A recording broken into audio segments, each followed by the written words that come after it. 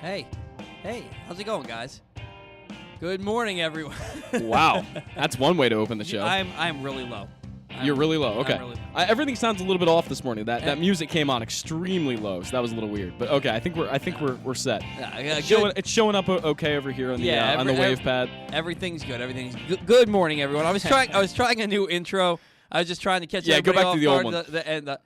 It just doesn't work. So let's try this again. Good morning, everyone. Welcome to the Bat Around. I'm your host, Paul Valley. This is Zach Goodman. We are here live on a Saturday morning. Already nice and fairly warm outside. Going to be a beautiful day here. I don't know about that. It could be warmer. No, maybe you could eat a cheeseburger or two. I mean, I'm just kidding. Look, we're not. I would love to eat a few cheeseburgers right now. That would be incredible. Zach had himself a night. No, I didn't. I'm completely fine. I'm ready to go. Excited to talk some Orioles. Zach sent me a text message at 1:13 in the morning.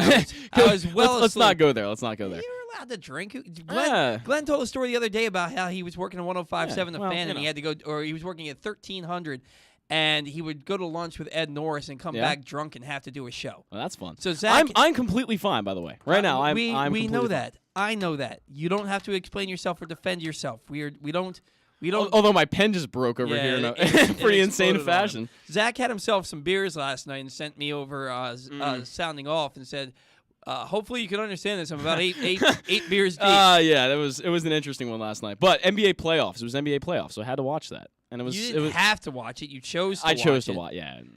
He made it seem as though this morning he was forced to watch it. I'm not a big NBA guy, as you know. Neither am I. I'm more of a football guy, more of a baseball guy. But hey, NBA playoffs are always a little bit of fun. So yeah. My mom's sending me some angry texts at the moment, by the way. So why? I appreciate that. Yeah, you're exposing me over here, Paul. You're 20 years old and you're in college. What is your mom? 21. You're 21. Yeah, I am. What does your mom expect you to be doing in college on a Friday night? All right, moving on. Moving on. Guys, it's the Bat Around. Orioles big 5-3 winners over the Angels last night. Bruce Zimmerman looked like a dog last night. Through 6 innings, through as in THROUGH. Through 6 innings last night, he had given up I believe it was the 3 hits, no runs, no walks.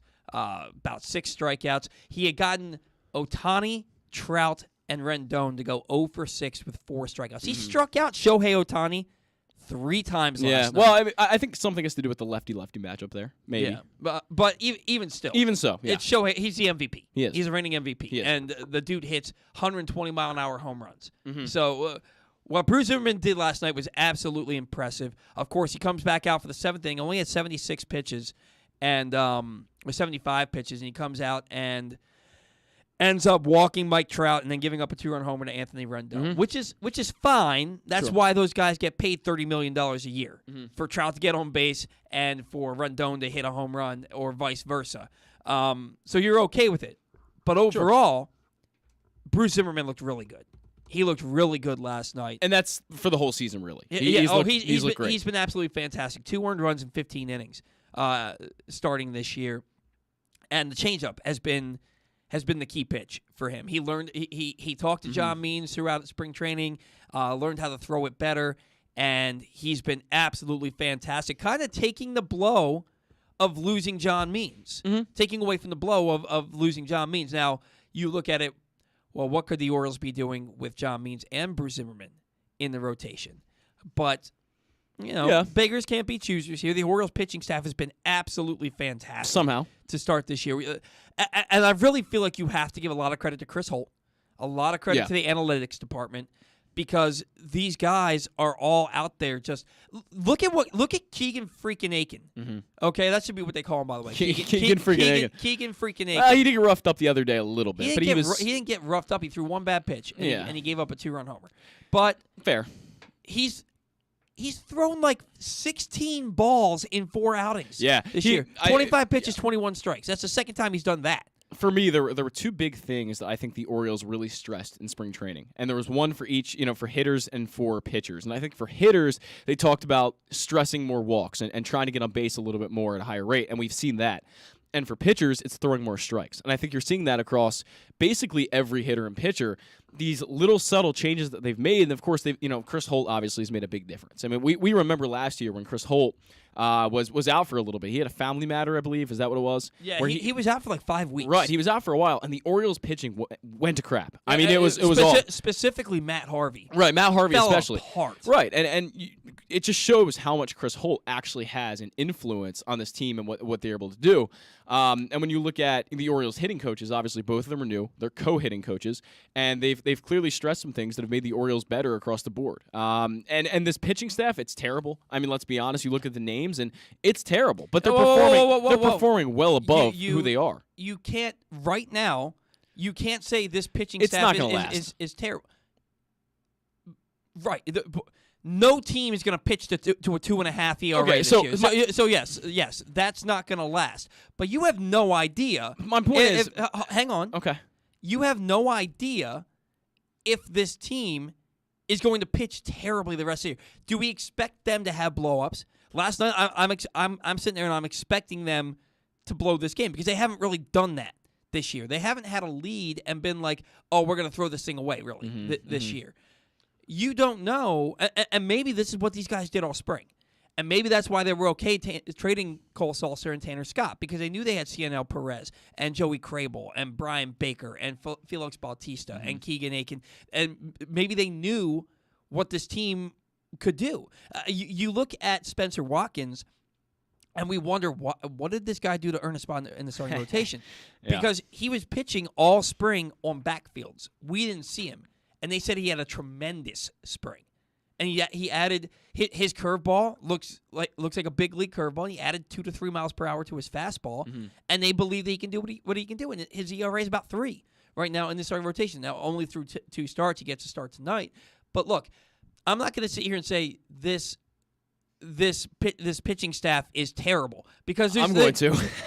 I don't trust it at all. Okay, but I'm waiting for the shoe to drop. We all are, but you're using the wrong word.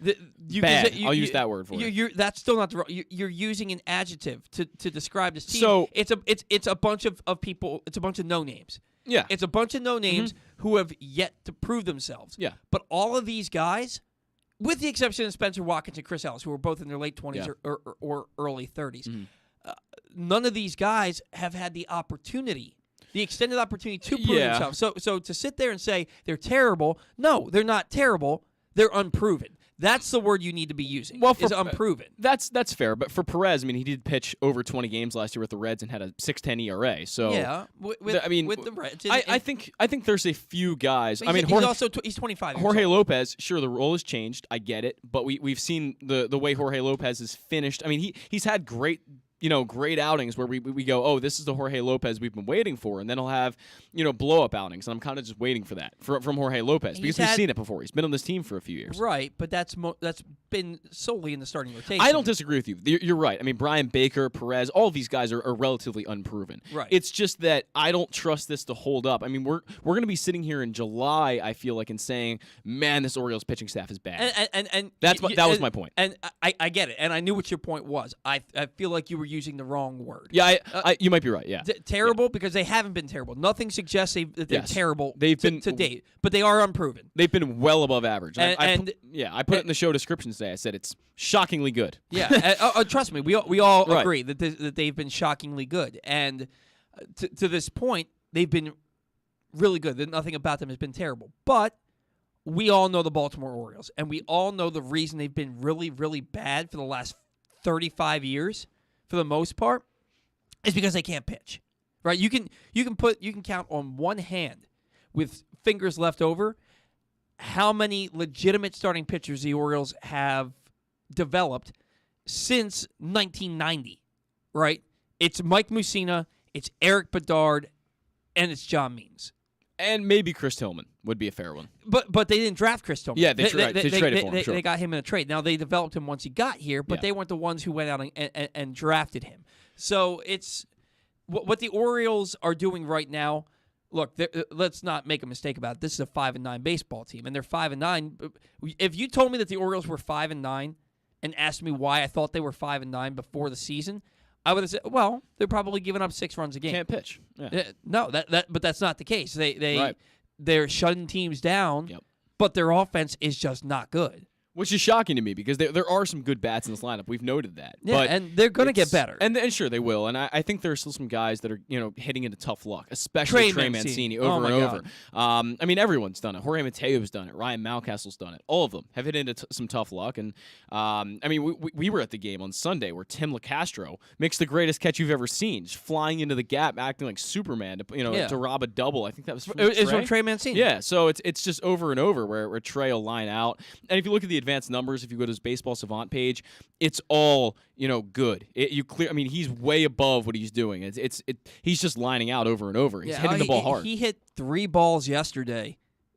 He hit a ball all the way to the wall in right field where the right fielder made a nice catch. He hit a line drive in his last at bat to center field that just stayed up and Mike Trout caught. And I think he had another one that was hit really hard that was a fly out. Mm-hmm. But Trey Mancini is hitting into some really, really tough luck. And the other.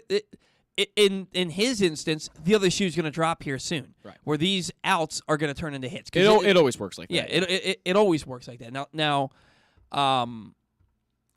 there's something that I do want to talk about regarding Trey Mancini, and it's him running through the base the other day, turning to his left and getting tagged out. And Glenn was straight up yelling at me for my opinion yesterday, which is fine. It was kind of radio shtick, but. So the rule says that you have to show an obvious attempt towards second base to be tagged out. Mm-hmm. To me, it's up to the discretion of the umpire. Sure. And I said I thought the umpire made the right call. Now that's going to get me lambasted. Lambasted? Is that it? Why don't I just not use a word that I don't know how to say? We'll go with that. Yeah. Why don't I just not use a word that I don't know how to say? That's going to get me screamed at in Baltimore. Because it's Trey Mancini, and it goes against the Orioles, and Ben McDonald straight up came out, and he was like, that's not the rule. That's not how the rule was written or how it was intended to be interpreted. He was clearly not trying to go to second base.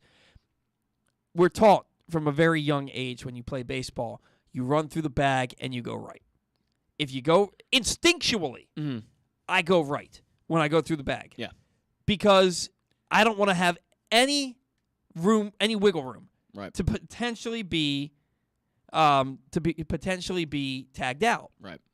My mom just texted me the correct word, lambasted. You don't want to leave any room for interpretation there. When Trey got through the bag and he got just in front of the umpire, and he looks over and sees the ball is by the first baseman, he made the slightest of jolts. The slightest. Yeah. And then turned left into the field of play. And his foot did go over the line. Right. His foot did go over the foul line, yeah. If you're in fair territory and you turned left, even if you're turning left to go back to the bag, that slightest flinch that he had, it was but you can see it. It's the slightest flinch. Mm-hmm. That gives the umpire the opportunity to say, oh, you flinched and you turned left, and you're in fair territory. Yeah. If he tags you, you're out. Yeah. Do I think Trey was trying to go to second base? No. But I've also seen guys take a 3-foot turn and decide to come back. And I don't think they're trying to go to second base either. I think they thought about it. I think Trey, for a split second, thought about it. For a split second. It could have been a nanosecond, but the flinch and the turn left into the field of play, and now you're in fair territory, says you can be tagged and potentially be called out. This is, and we got into, and Glenn told me you're talking about 2 different things. All that Trey had to do was turn right. You do what should be instinctive at this point, and there's nothing that can happen there. Trey flinched, turned left. Do I like the call? No. Do I understand it? Absolutely. I'm going to disagree with you. Everybody is. I believe he was safe, but I do see your side of the argument. I get it, and I know why the umpire made that call. You're right. He was in fair territory. He did slightly move to the left. You're correct. I don't think it was enough for me to say he looked like he was going to second base, but we know, both as people who've played baseball, that when a ball gets thrown past first base like that, when the guy drops the ball, and it goes, toward the dugout, that instinctually you're going to think about going to second base. Mm-hmm. That's natural. You're going to think because if you see that you've got the room now, Trey Mancini doesn't have the wheels for that. I mean, we both talked about this last week of the game. Not the fastest guy in the world. At every stadium, there's now netting. Right. To protect ball fans can't go from the very ball. far. So the ball's not getting into the crowd. Right. It's going to roll to the dugout if that, and I don't even think it rolled that far. So Trey, but he thought about it because that's what happens when you see the ball roll away. That's what you do. You think about it. However, I don't think Trey made enough of a move. I did see the slight flinch you're talking about. He does slightly move to the left, and he did step over to the left side of the bag. So he did step enough. And then when he came back, he walked more in a straight line down the line, essentially. Mm-hmm. I don't think he did enough to say that he was going to second base. But you're right. Trey made a mistake in not going right. You should always go right when you pass first base. That's just the way it is. And that's what, like you said, you're taught that from an early age. Right. And I guess it just slipped his mind at the moment. He wasn't thinking about it. But because his initial reaction was to go left. Sure, is second. Right. Yeah. Even if it was for the slimmest of margins, he thought, I'm going to go to second base. Yeah. There's not a doubt in my mind that he thought, ball's by second. No. It just does feel like a little bit to me that you're nitpicking in that scenario as an umpire. It's a judgment call. Right. I liken it to, and look, this isn't a judgment. First of all, it should be reviewable.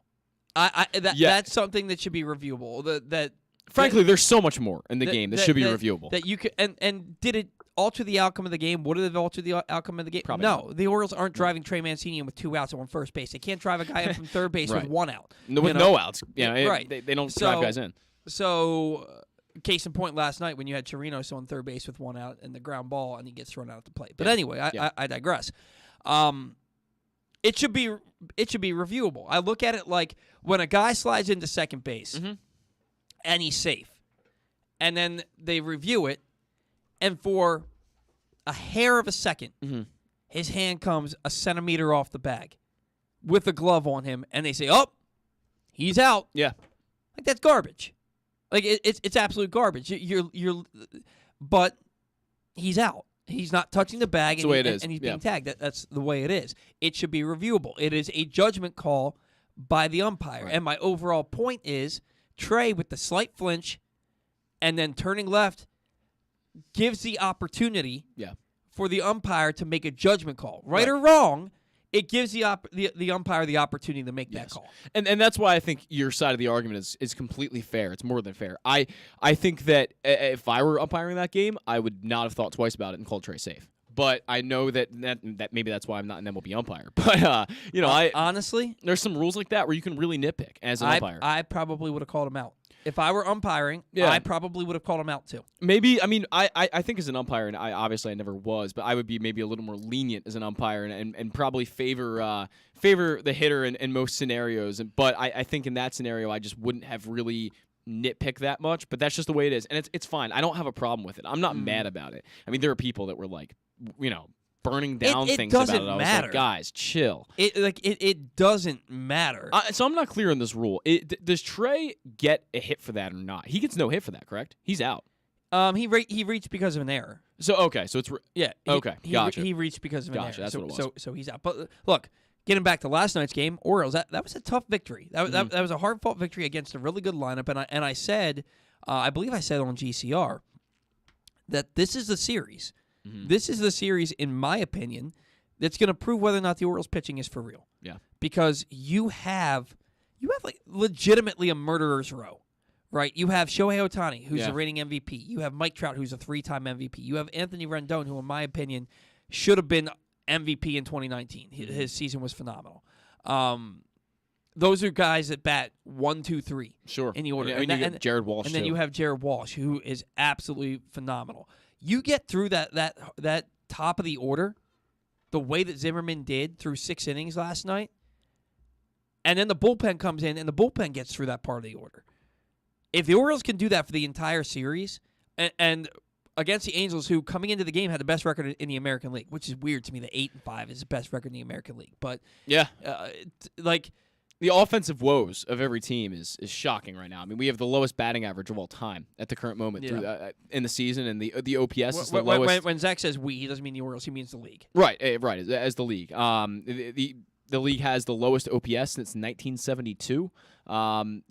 it's I think the lowest runs scored per game since 2015. I mean, it's right now for whatever reason there's not a lot of offense, and that's why it was a short spring teams training, and yeah, sure. And the hitters aren't quite ramped up yet. Yeah, I'm sure we'll see an outburst of hitting in June and July when the pitcher, probably even before that. Maybe, but the pitchers are going to start to get to those dog days of summer, and that's why I think the Orioles pitching will eventually even out. But I do want to talk about Bruce Zimmerman for a second because we saw him on Sunday, and we've seen him 3 times now, I think, in the season, maybe possibly 4. Am I correct in saying 3 or 4? This was his third start. Third start. Okay, right. So Bruce started opening day, and then he looked good. Bruce, I think he's improved every outing thus far. I think Bruce, especially his changeup, he's been throwing it more and more. He's starting to get that John Means mix, where it's a lot of fastball changeup and then mix in the occasional slider and curveball, and it's looked really good. He's throwing, I think it's like 10 or 15% more changeups than he did last year, which is clearly working for him because he's definitely able to locate it and get guys out with it, and the command has been good. So that's all positive. Bruce Zimmerman has looked like really the best starter on this team to this point. Not named John Means, obviously, because he doesn't really count anymore since he's out for the year, basically. But Bruce Zimmerman has been unbelievable, and I think as Orioles fans we should be very excited about this, considering that the guy looks a lot like John Means. He really does. I mean, he's a lefty throwing fastball changeup, and that's pretty exciting to me. Yeah, no, he's been everything you could have hoped he would have been. Right. He's looked fantastic. He has. And it's like I said at the beginning of the show, it softens the blow of Means being hurt. Oh, yeah, it does. It absolutely softens the blow of Means being hurt.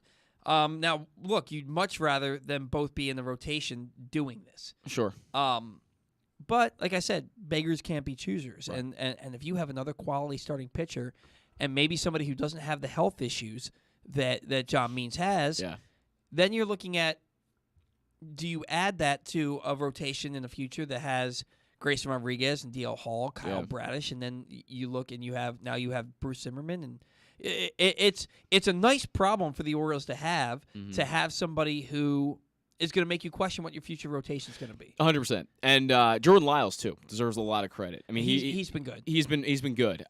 Maybe not as good as Bruce, but that's really kind of a high bar at this point. But Jordan Lyles has been well more than serviceable. So I'm excited to have that. And as we talked about all offseason, the Orioles didn't really add pitching, so you need guys to step up. And I believe it was Mike Elias or Brandon Hyde, one of the two, who came out and said we need one of these guys in this group of Lowther and Zimmerman and Ballman and all these kind of new wave of the Orioles pitching to step up. Someone's got to step up and take John Means' place, and that's what Bruce has done so far. Yeah, and you look at what Bruce Zimmerman did in the minor leagues, and he did this. Yeah, he pitched well. I mean, his minor league ERA coming into this year is 3.21, and that probably tells you why Dan Duquette got him at the deadline. He was a guy who just pitched consistently. He never blew guys away. He was never a huge strikeout guy or a guy who was had electric stuff, but he's always just had pretty good stuff and good enough command to be kind of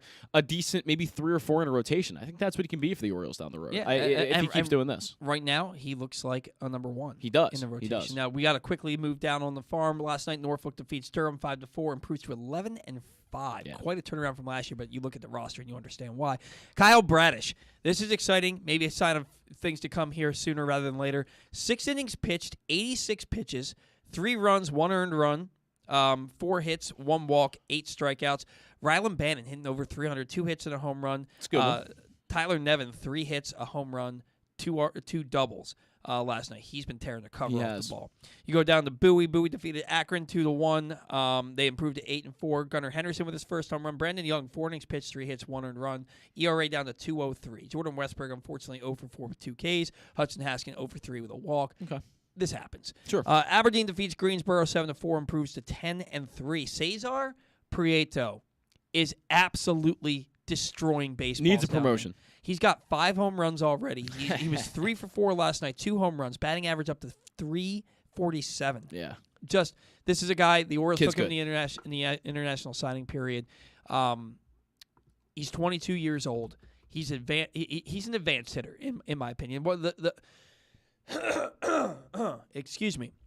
He is the most decorated hitter in the history of the Cuban national team. Yeah. It's a guy who you could see in Baltimore this year. He's already proving that Double-A is no match for him. Maybe it's time for him to move up to Triple-A by the end of the month. Well, he's in high at the moment, so he's still at Aberdeen. So right. Excuse me. But I don't think you're wrong at all. I think he could absolutely be up in the majors by August. Right. You take a guy in the international signing period who's 22 years old. The plans are probably for him to move pretty quickly. Sure. And he probably deserves a promotion to Bowie sooner rather than later. The power is really surprising. Yeah, 5 homers. That's shocking for him. He's a contact guy first. It shows that he's squaring everything up. He's he's outmatching that league. He's better than that league has to offer.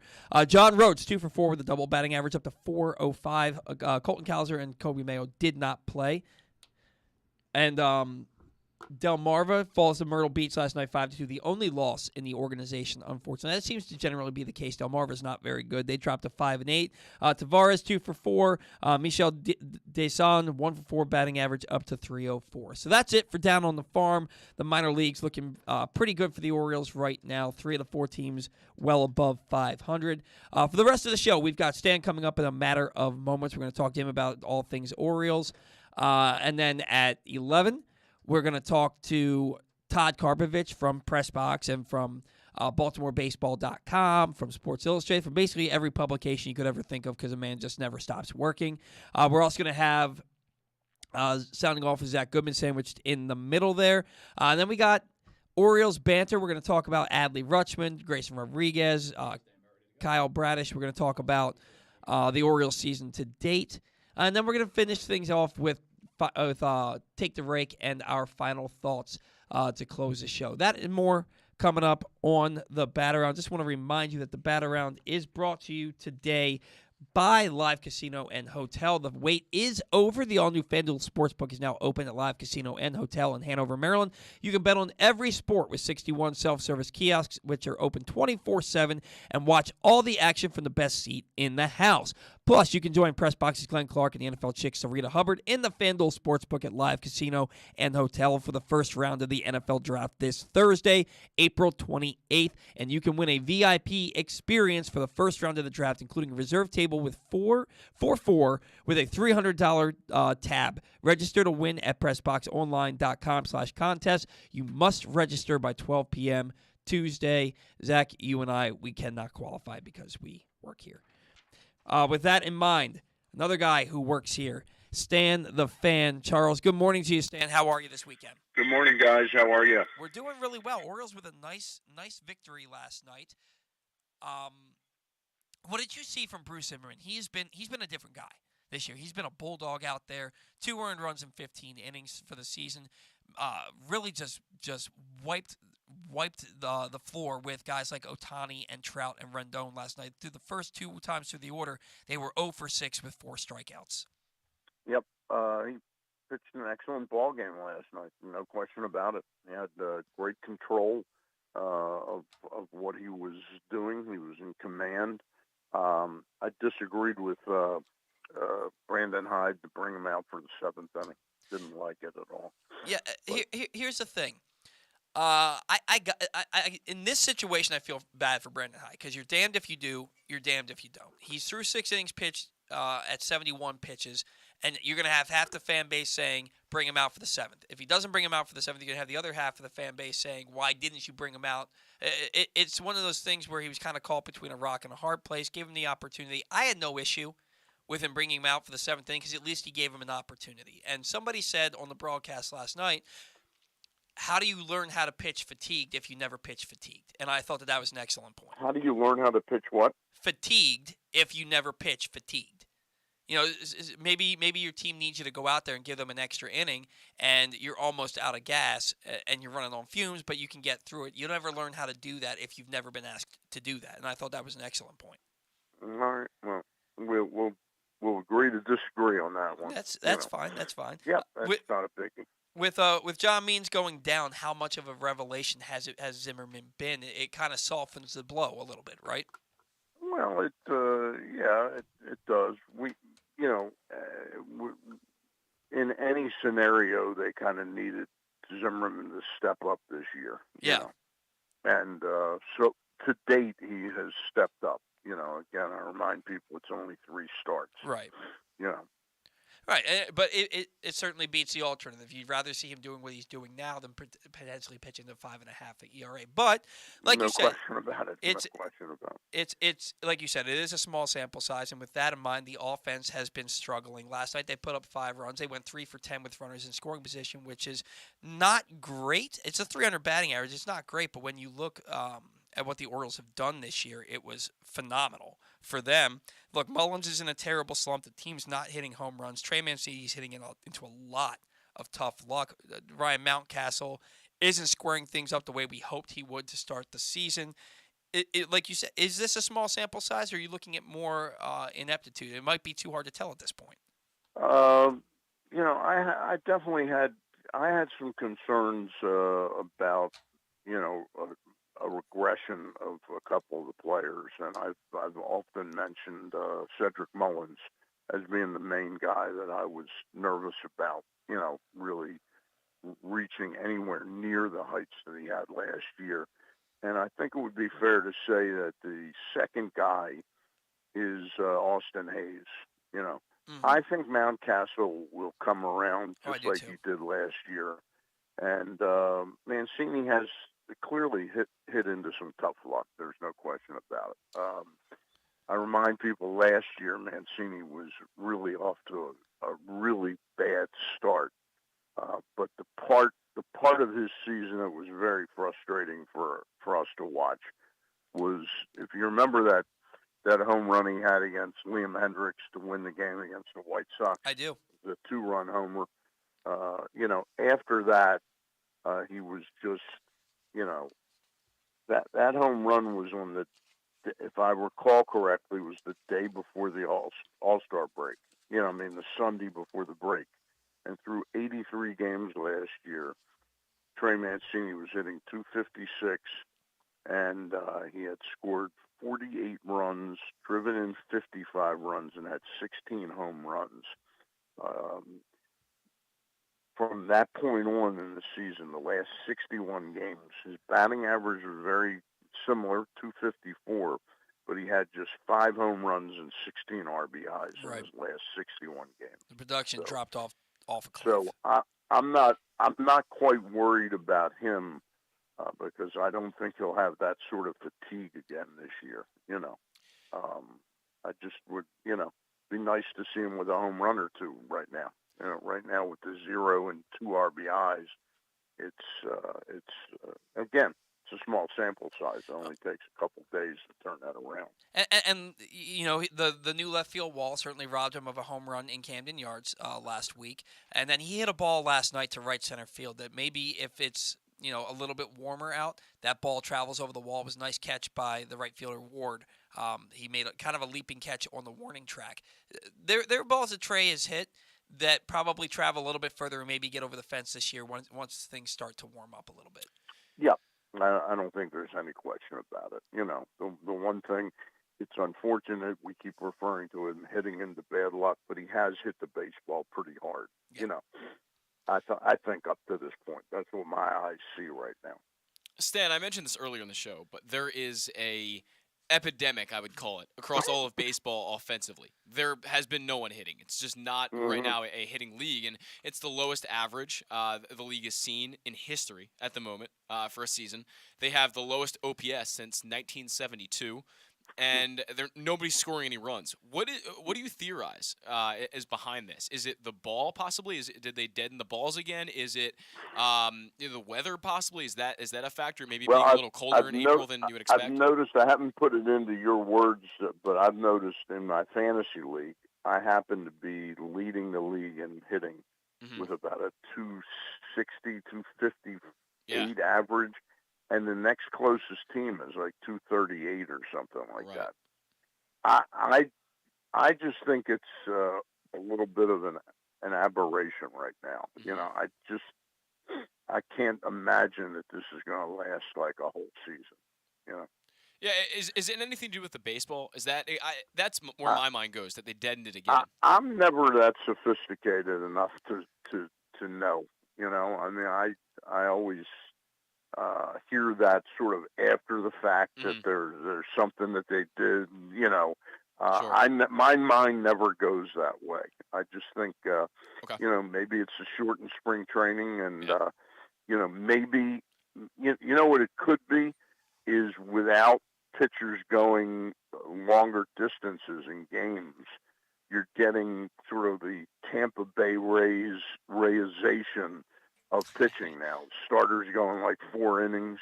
They get them out and they just bring a series of new guys in. So you're not facing a guy like Zimmerman last night like a third time. You're getting 2 times through the order, and maybe that's it. Maybe that's what it has to do. Stan, on the other side of things, the pitching for the Orioles has been absolutely fantastic. I look at a guy like Keegan Aiken, his strike rate is something like 85%. He comes in the other day. Now, look, he gave up the 2-run homer. It's the only blemish on his record to date. 25 pitches, 21 balls is not the first time we've seen that. How much of the credit for the pitching turnaround to this point goes to Chris Holt and the analytics department? I think Chris Holt has a good deal to do with it, and the analytics probably. But I've got to give some credit to Mike Elias here by sort of tossing the gauntlet down. I don't know if he talked to them, but as spring training evolved and said, "Hey guys, it's time for you to step up." But he did sort of throw the mantle down that we need some guys to start proving that they belong in the major leagues. And maybe that got across. I don't know. But, with Zimmerman and Aiken, they've both been like a revelation this year. There's no question about it. Now, with Keegan Aiken, there are going to be some people who are seeing what he's doing in long relief, and they're going to say, well, shouldn't he get a shot at the starting rotation? I'm inclined to think, no, you keep him in the bullpen, you make him a swing man, and because he's thriving in the role that he's been pitching in. Are you one of those people that thinks maybe he should get another crack at the rotation? No, I like where he's at right now. I've often, and I always tell this story, and I've probably told it to you guys 2 or 3 times. I used to argue with the assistant general manager of the team back when Pat Gillett was the general manager. They had Kevin Malone was the assistant general manager, and the subject that we argued about more than anything else was Arthur Rhodes. And it's my opinion that there are certain players that just are going to squander the time between starts being nervous about the next start. And they'd be better off coming to the ballpark not knowing whether they're going to pitch or not, having to be on a little bit like a live grenade, that they might be needed that night. And I think that without that 4 or 5 days worrying about pitching, you're just sort of, you go to the ballpark, you've got to be on edge and ready to go. And I think that has played a good part of Keegan Aiken's success. And I'll tell you the other guy that I think I would really consider doing that with is Dean Kramer. I don't think Dean Kramer will ever be a successful starter in the major league. Yeah, there are just some guys, like you said, who thrive in a relief role. Another guy is Jorge Lopez, who just looks... No question about it. There have been times and this year... We've talked about that. This is not new. Yeah. We've talked about him being probably more suited towards short bursts, which been great to watch, though, seriously, at this point, is how he's embraced the role. And Luke Jackson and I, our editor at Pressbox, and I talk a lot of baseball during the weeks. And he called me the other night after that save in Oakland, and he said, that's the best save the Orioles have had, the most dominant save that they've had since Zach Britton was here. Oh, yeah. And I thought back to it, and then Luke said something like, it's almost a shame that they sort of squandered the last year and a half not putting him in that role. And I said, something? Maybe it's not. Maybe what he needed was to embrace that role, and without having exhausted his attempt to be a starting pitcher. Because let's face it, 9 out of 10 of these guys wants to be a starting pitcher. Oh, yeah. You can't convince me that Colt Sulcer growing up said, boy, I hope I can become a setup man, And those guys are all tremendous pitchers. But I think with Jorge Lopez, what really is fun to watch right now is how he's exalting in this role. He really is into it, And again, that was a really dominant performance last night. Stan, I want to ask you about Anthony Santander, going back to a bat at the moment. The guy has 12 walks, which is unprecedented for a guy like Santander. Not the number 12, obviously, but the fact that he has more walks than strikeouts at the moment. It's a 12 to 10 ratio, which is, for Santander, very, very different from what we've seen. He's generally been a power guy with low on-base percentage, and that's kind of where he's been over the past few years. He had a great 2020, obviously, but are you seeing – is this the best version of Santander we've seen, and do you think those walks will keep up over the whole season?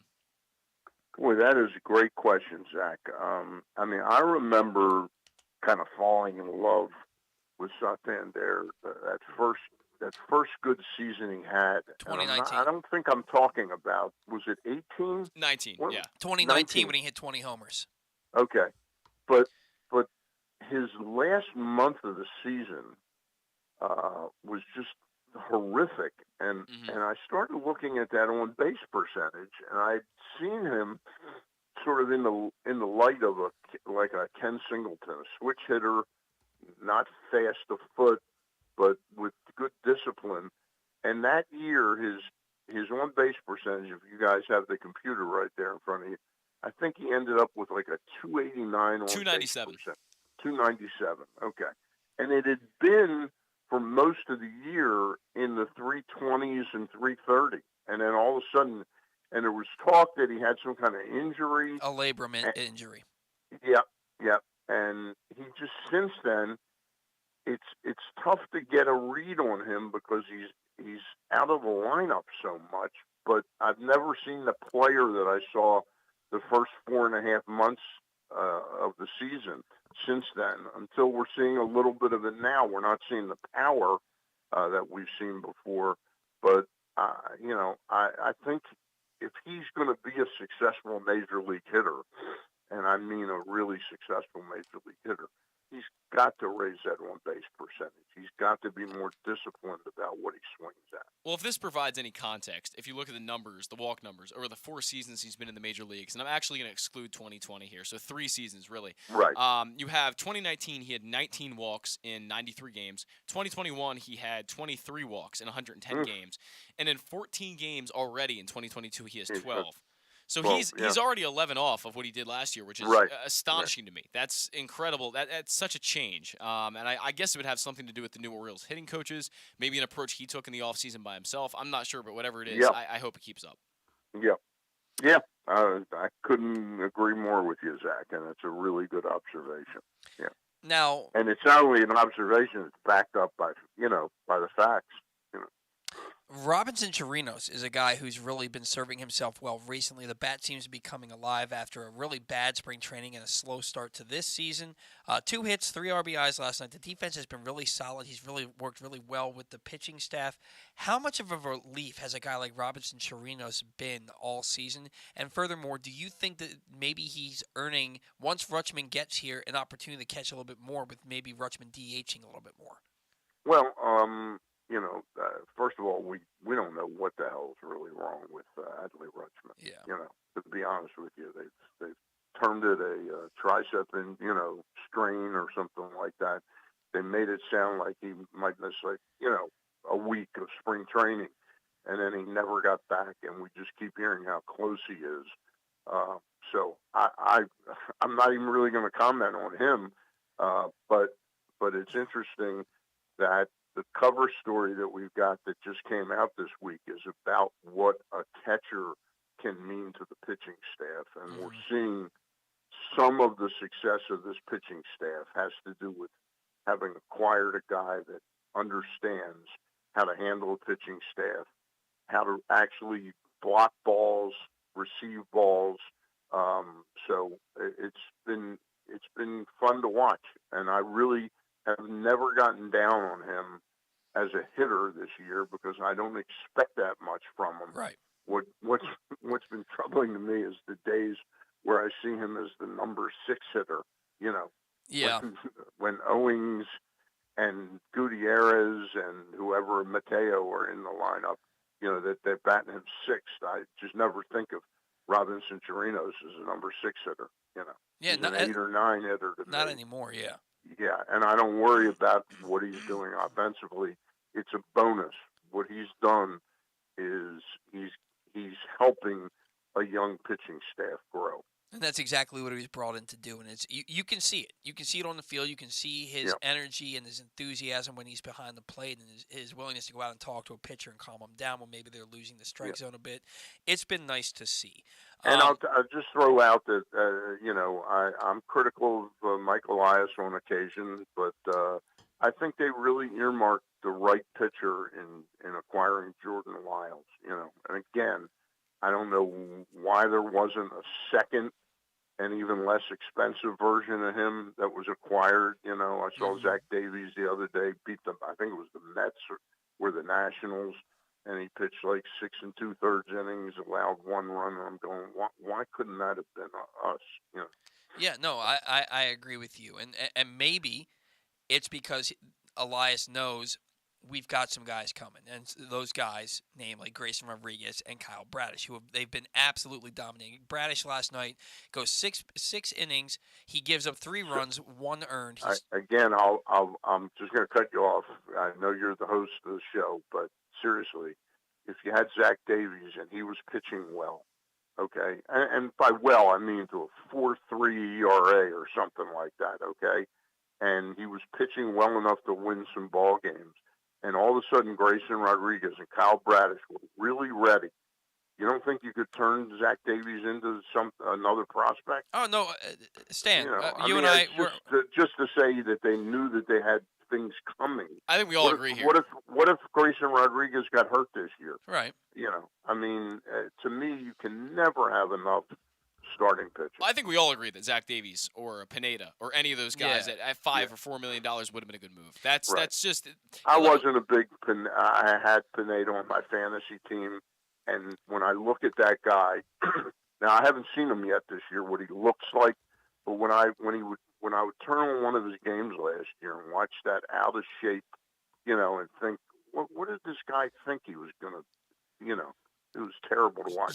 Zach Davies was a guy who, not an injury-prone guy, would have given him 140, 150 innings and been solid. So he has 1 start in the year so far, Pineda, but he threw 5 innings of scoreless ball. He did that last year. I had him early in the year, and I thought I was a genius for keeping him, at $8. And he just he'll trust me. They will not get much out of Pineda. Trust me, I wanted Zach Davies too. I was just making a segue. There's 5 other guys that we could have. No, they absolutely could have. But to this point, the starting pitching has actually been pretty good. They're pitching to a 2.91 ERA as a starting staff. So you want to see them get deeper into games. I think that's also what they're doing with Grayson Rodriguez and Kyle Bradish down in the minors. And I looked at Bradish's start last night, and he went 6 innings. He gave up 4 hits, 3 runs, 1 earned, struck out 8. But what I noticed was he threw 86 pitches. And I think that's probably more than any Orioles pitcher or anybody else on any of their staffs has thrown this year. Good observation. Yeah, the 86 pitches.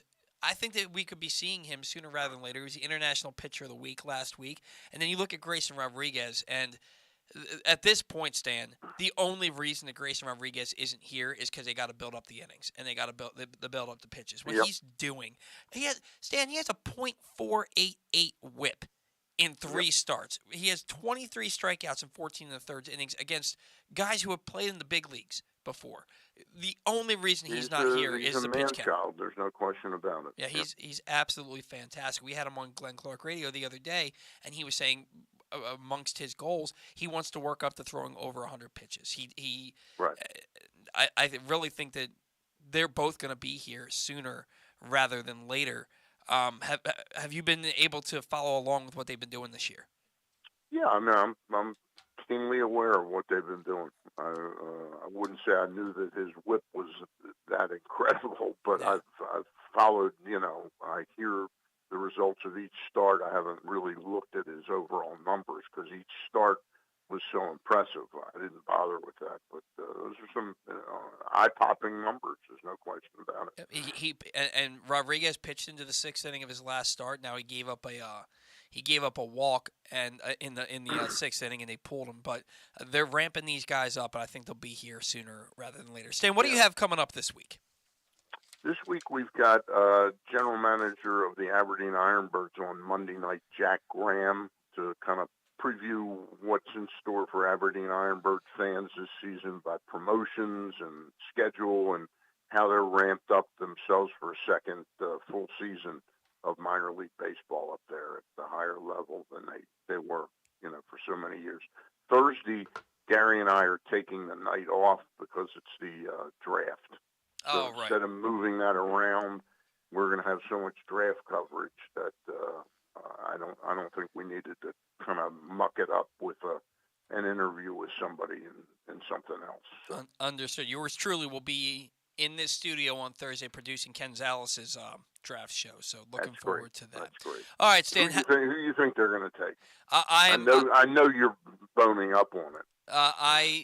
Jordan Davis. I think the defensive tackle out of Georgia. I think they're going to take him, plug him in the middle of that line, and then I also have a theory that they're going to trade a couple of draft picks to pick up a second round draft pick and use one of those picks to take David Ajabo. Okay. Send a 4th to the Giants for Kadarius Toney. That's what I want to happen. That'd be really nice. Well, we'll see if they take it. I think pass rusher is number one. I'd like to see them come out with a really nice center candidate somehow in there. I think they could use one of those 4th-round picks on that. I think they can find a center later in the draft. I wouldn't. Tyler Linderbaum is a name that comes to mind, but I don't know that you want to use the 14th pick on a center. Yeah, centers are tough to take at 14. Yeah. But then if you get one that ends up being like a Hall of Famer or something like that, Yeah, absolutely. Just ask the Pouncey boys how it worked out for them. Yeah. All right, Stan, have a great weekend. We will talk to you next weekend. All right, guys. Thanks. Always a pleasure. Yes, sir. Take care. That was Stan the Fan, Charles, joining us for his weekly segment. He has 2 great shows for you every week. Every Monday night, Stan and former Orioles pitcher Ross Grimsley visit with a different guest from the world of baseball. And just about every Thursday night, Stan and Gary Stein chat with a different newsmaker from the world of sports.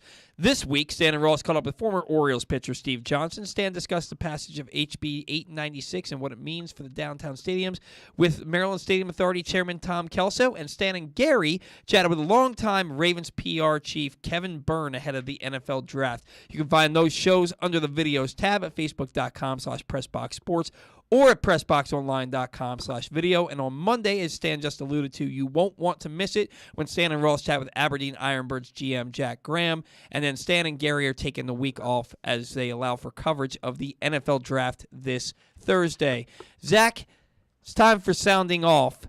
We're doing that right now. Okay, I thought we were going to grab a break. Okay. No, because we have Todd Karpovich coming up at 11, so we're just going to do sounding off right now. Okay, pretty simple one this week. And we talked about this last week when we were at the game, and I thought it'd be a great idea to do for sounding off, and they actually extended this during this week that we haven't even gotten to yet. So the Orioles, a few weeks ago, did a $4 ticket promotion called the 1992 promotion because, Camden Yards is 30 years old now, and 1992 is when it was built. That's the whole reason they're doing this. Now, $4 tickets are, to me, what you should be charging fans to watch this team, right? Like, they're going to probably lose close to 100 games this year, if not more. And we're not saying $4 tickets for right behind home plate. No. We're talking about upper deck. Right, upper deck and the center field bleachers, the Utah Street bleachers, as they call them. I don't mind them charging $10 for that. Well, those are the ones that are $4. Oh, are they those really? Are the cheapest ones, the Utah Street ones, yeah. So that's what they're doing, and you can go up to $8, $10. There's some more like expensive ones you can get a little bit lower, but not too much lower. And to me, this is what they should be doing all season. This should not be just a promotion that goes on for a few weeks. Now they've extended it for 3 more series. They started it for, I think, the first 3 series of the season, and then they're going to do it now for the next 3 series of the season. And to me, you might as well just do this all season. You had 155,000 fans so far.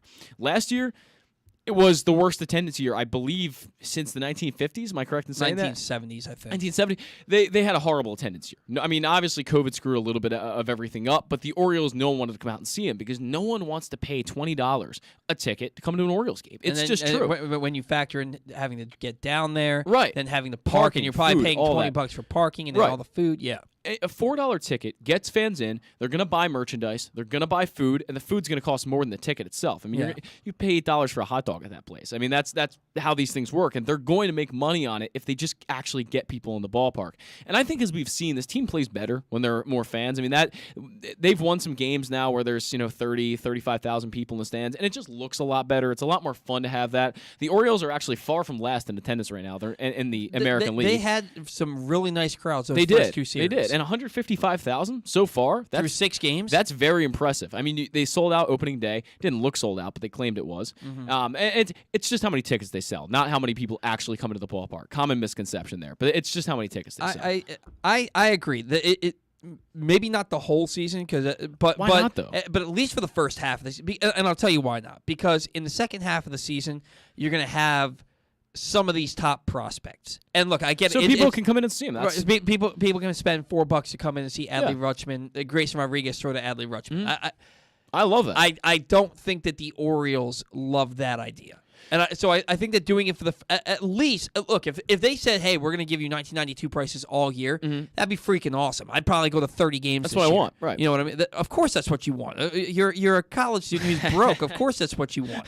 And you're a baseball fan. But at least for the first half. In the second half of the season, when a lot of these big-name prospects are going to be up here, I can understand going back to normal prices. Now, if you said for this year only, the 30th anniversary, we're going to charge you 92 prices all season, that's a good promotion. See, here's the thing. If you charge $4 for a ticket and you get a $30,000 crowd, but you charge $20 for a 30,000. ticket. 30,000 people crowd, sorry. Yeah. But if you charge $20 for a ticket and you get, let's say, 12,000, you're doing better financially if you get the 30,000 in there. Because they're going to buy parking, they're going to buy food. They're probably going to bring kids who are going to buy a lot of food in most scenarios, and the food is very expensive there.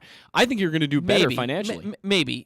If even at $20 a ticket for 12,000, you're still you're getting more money. I see your point because the Orioles are going to sell out Rutschman's debut. I would almost guarantee that. There's no way they don't. Sell out? I don't think they're going to sell out any games this year. I don't know. I mean, opening day they did already. I think there will still be, aside from opening day. Especially if they bring Rutschman and Grayson up at the same time, that would be a sellout. That would mean that Rutschman's not getting here till June.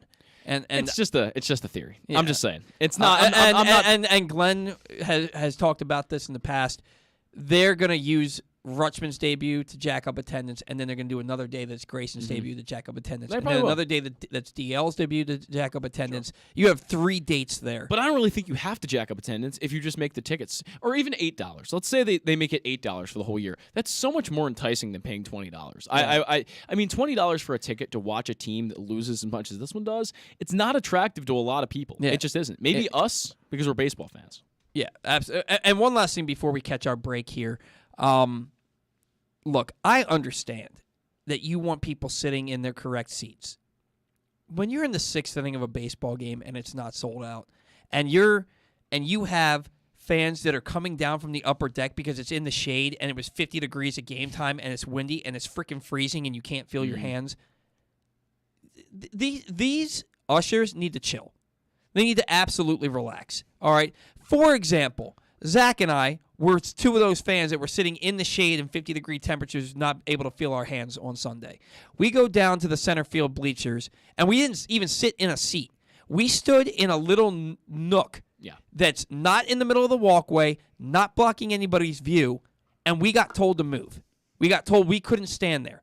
Why the hell can't we stand there? We're not blocking a view. We're not blocking a wallway. We're just standing here watching a baseball game in the warm sun. Right. Why in the blue hell do we have to move? Then we go up onto the rooftop deck bar, and there's 20 open seats. At least 20 open seats. We move into these seats in the 9th inning, and the ushers made us move. Look, I get it that you sell these seats for $45 a piece, and you don't want people sitting in these seats that didn't pay for them. If you want to sit there, go pay. I get that. But at some point, relax. Especially after the 7th inning. I think that's look, nobody's coming in that already wasn't there. Right. In the 7th inning, right? Like nobody's coming into the 7th inning and be like, "Oh, this is that's not what happens. You let people sit in these seats because why not? What are they hurting? It's not sold out, not even close. And the one usher was like, if I let people in, I have to let everybody in. I was like, no, it's first come, first serve. Whoever sits there, once the seats are full, you aren't going to have people trying to push me off my stool or trying to sit in my lap. And as soon as we sat on the stools, everyone started coming up, and then he just chased everyone away for no reason. Yeah, and we were like the third group of people to do it, and he just came over and tapped us on the shoulder and made us go. Yeah. Relax. Yeah. After a certain point, people should be allowed to move. Should be allowed to move. But look, we are way behind here. We got to catch our first break. When we come back from Sports Illustrated, from BaltimoreBaseball.com, from PressBoxOnline.com, Todd Karpovich will join the show. This is the Bat Around. Baseball is back, and so is the spring seasonal menu at Glory Days Grill. Start with the opener, flash-fried pork belly with our popular Korean No. 2 sauce, and take a bite out of the Crunch Burger, topped with home run sauce, white American cheese, and house-made chips. It also features irresistible options like a baseball-cut sirloin with blue cheese, grilled shrimp with garlic butter, and a strawberry salmon salad. And then there's the closer, the Cracker Jack Sundae with a waffle, ice cream, and Cracker Jack. This menu will be gone at your neighborhood Glory Days Grill. GloryDaysGrill.com to find out more. Great food, good sports. Hey guys, it's Paul Valley, and there's a new era of Glenn Clark Radio as I've joined Glenn every weekday from 10 a.m. to noon. There will be some changes, but what won't change is the absolute best daily discussion of Baltimore sports. He's Coach Kevin Willard. Glenn, thanks for having me, and great talking to you. New Baltimore Ravens wide receiver, Rashad Bateman. Thank you, I appreciate it. He is outfielder Cedric Mullins. Thank you guys for having me. Trey Mancini. Thanks for having me on, guys. Mr. Marcus Williams, who's now with us. Man, appreciate it. Happy to be on. Happy to talk with you guys. Ravens kicker Justin Tucker. Thanks for having me. Adley Rutschman. Absolutely. Thanks for having me on. John Angelos. Thanks a lot. Good to be with you. Ryan Mountcastle. Thanks for having me on, guys. Marlon Humphrey. Thank you. Quarterback for the University of Maryland, Talia Tungavailoa. Thank you guys for having me. He is J.K. Dobbins. Thank you for having me. I had a great time. The great Ray Lewis. Always good to be on. He is Mr. Cal Ripken Jr. Good chatting with you. You can watch us live at Facebook.com/PressBoxSports or listen at PressBoxOnline.com/radio. And podcasts are available on Apple Podcasts or Spotify. The Toyota Tacoma comes in a wide range of models and trim lines. You can choose the perfect Toyota to reflect your unique personality and driving habits. Check out buyatoyota.com for deals on new Tacomas from your local Toyota dealer today. Stan the Fan here, welcoming back one of my favorite sponsors, the Costas Inn. And everybody around Baltimore knows the Costas Inn is a great place to go and grab crabs, steaks, salads, soups, whatever's on your mind to eat in person. But did you know that the Costas Inn has upped their game? They are now one of the premier takeout places in Baltimore. Give them a call now to order your food, 410-477-1975. That's the Costas Inn over 4100 North Point Boulevard. Sports fans, the wait is over. The all-new FanDuel Sportsbook is now open at Live Casino and Hotel in Hanover, Maryland. This is your chance to win big right in your own backyard. Bet on every sport with self-service kiosks and watch all of the action from the best seat in the house. Make every moment more at the all-new FanDuel Sportsbook at Live Casino and Hotel in Hanover. Please play responsibly. Gambling problem? Please call 1-800-GAMBLER or visit mdgamblinghelp.org.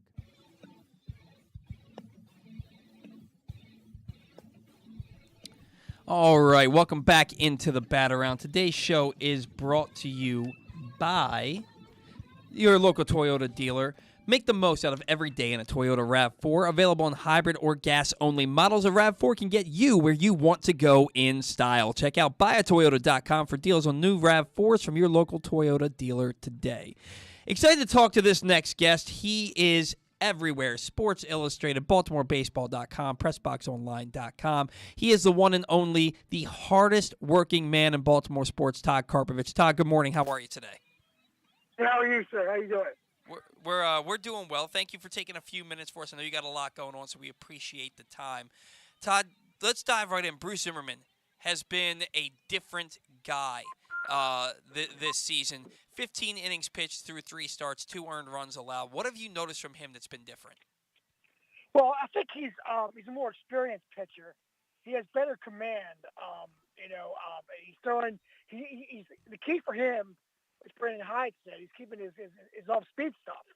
He's mixing his pitches, and he's really keeping teams off balance. He's been a pleasant surprise for the Orioles, and really, he's a guy. And Lyles had a good start last time out, but he's really a guy. He's really filled the gap with the loss of John Means, which I thought was going to be devastating for this rotation. But they've held their own even without Means pitching. Yeah, to what do you attribute the Orioles' solid starting pitching? Because, yeah, you lose John Means, and you'd rather have him to pair with Lyles and Zimmerman in that rotation. But the starting rotation is pitching to a 2.91 ERA this season through 13 or 14 games. Where did this come from? I think, Chris Holt, a lot to do with it, a pitching coach. They're more comfortable with him. I think they're really starting to use his analytics, watching film, doing their pitches based on analytics statistics. The guys they come up there, they have a plan. The catchers have been solid. Trinos has been doing a good job calling games. They're confident behind the plate. Wait, Adley gets here. We can see an even bigger improvement. But yeah, these guys are pitching well. Lyles, he's a guy who had a rough outing he started with. He came back on a tear last time. Spencer Watkins, we'll see what he can do. Chris Ellis, another guy who's pitched very well. Of course, Rose got hit around his last time out. But they got some guys, in the minors that are also, Karpovich is going to come up here and pitch at some point. And the way he's throwing, it could be sooner than later. I talked to him on Wednesday, and he said, yeah, he plans on getting the call pretty soon for the Orioles. Yeah, I especially after what he did last night. 6 innings pitched, 4 hits allowed, 3 runs, 1 earned, 8 strikeouts. But the most impressive thing to me, Todd, is the 86 pitches, and I think that right now is the most pitches that any starter has thrown for the Orioles at any level to date. I think that they're ramping him up a lot, and he could be here sooner rather than later. What are your thoughts on that? Yeah, on Bradish, he pitched. I think the outing before this one, the goal was to pitch. I think 67 pitches, 5 innings. He went 5 innings without hitting the pitch count. So last night they're going to stretch him out a little bit and get him ready to come up. He's a guy. He has I think maybe 1 or 2 more outings. He's a guy they're going to consider bringing up because I think he's ready. And then of course you got Grayson Rodriguez right behind him. Yeah, and Grayson Rodriguez, he's got a .488 WHIP, 23 strikeouts and 14. His game, I think, is major league ready right now. For him, though, is it just a matter of building up those innings and that pitch count? Yeah, I think they want to build up his innings a little more. They don't want to rush him. He's a young guy, but he's got the confidence.